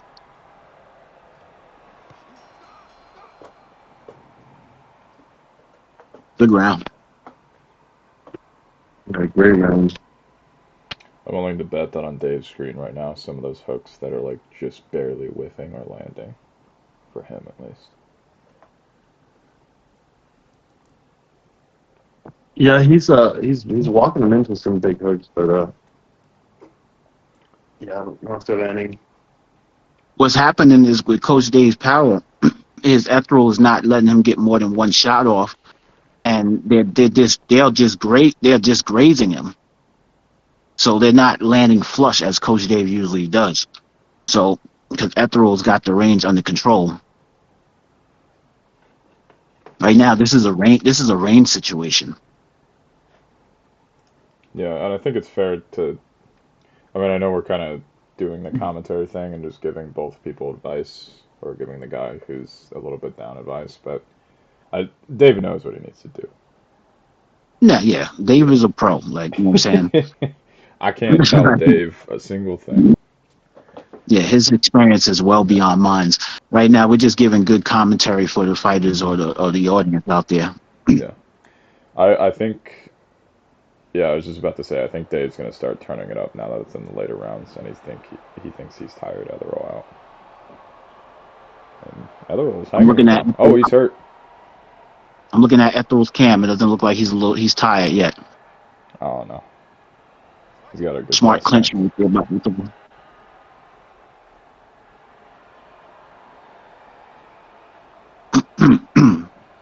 He's not.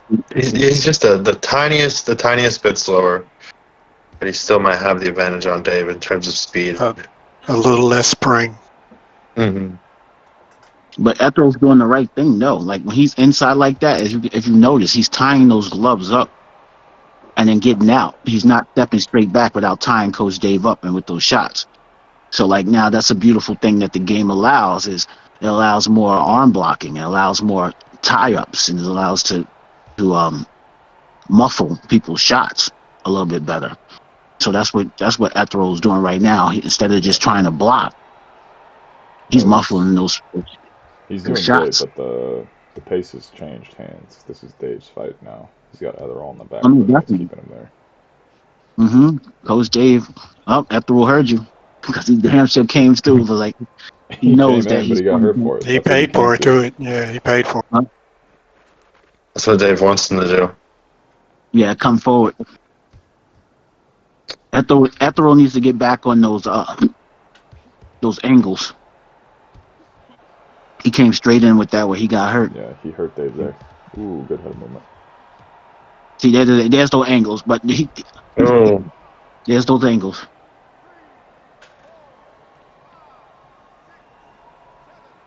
Ethel's doing a cool thing too when he's on the inside. He'll kind of put his face like just above Dave's right shoulder, and Dave's not like Dave wants to throw back or back up, and Ethel can just stay there. Right there, see? He kind of moved in, but he's kind of safe there.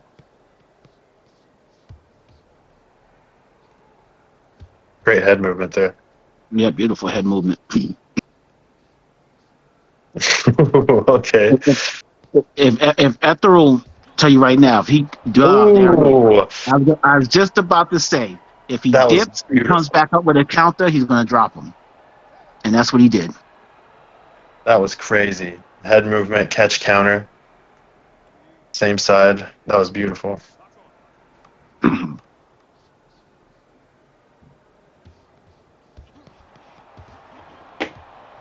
Ooh. I think Etherall was blinded.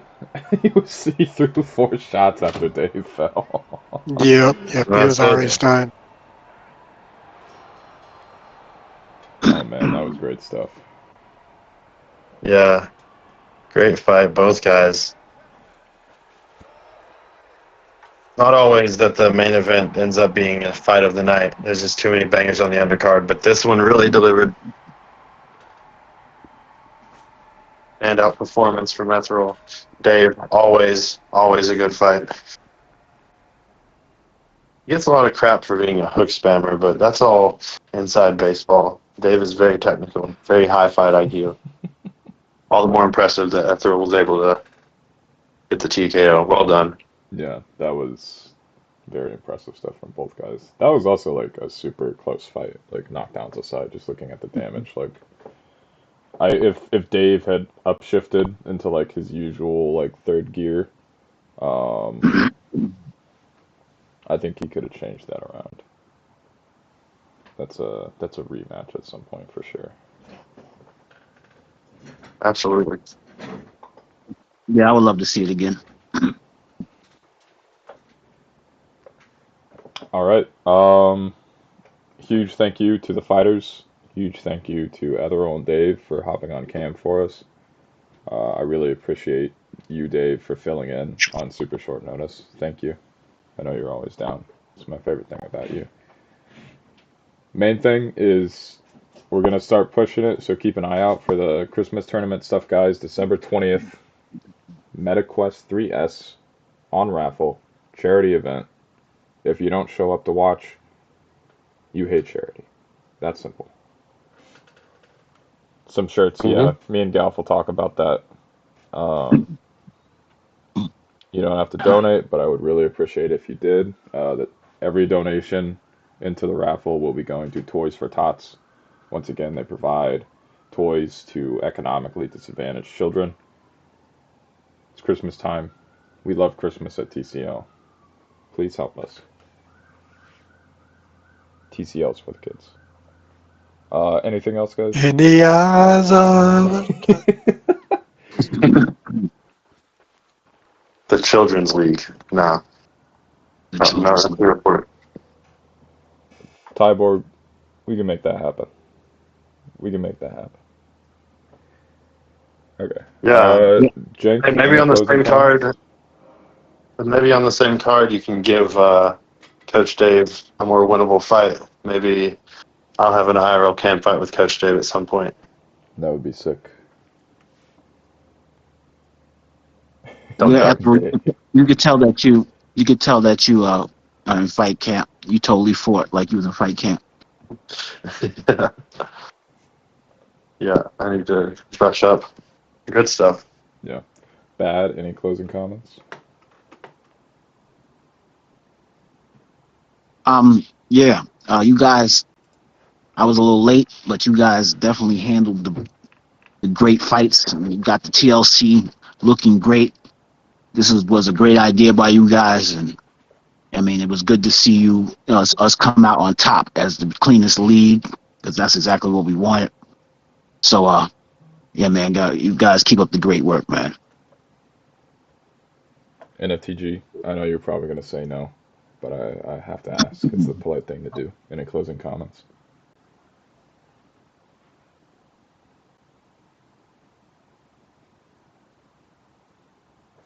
Thank you, NFTG. All right, guys. Thanks again for hanging around, and we will see you all soon. Have a wonderful weekend. All right. Later.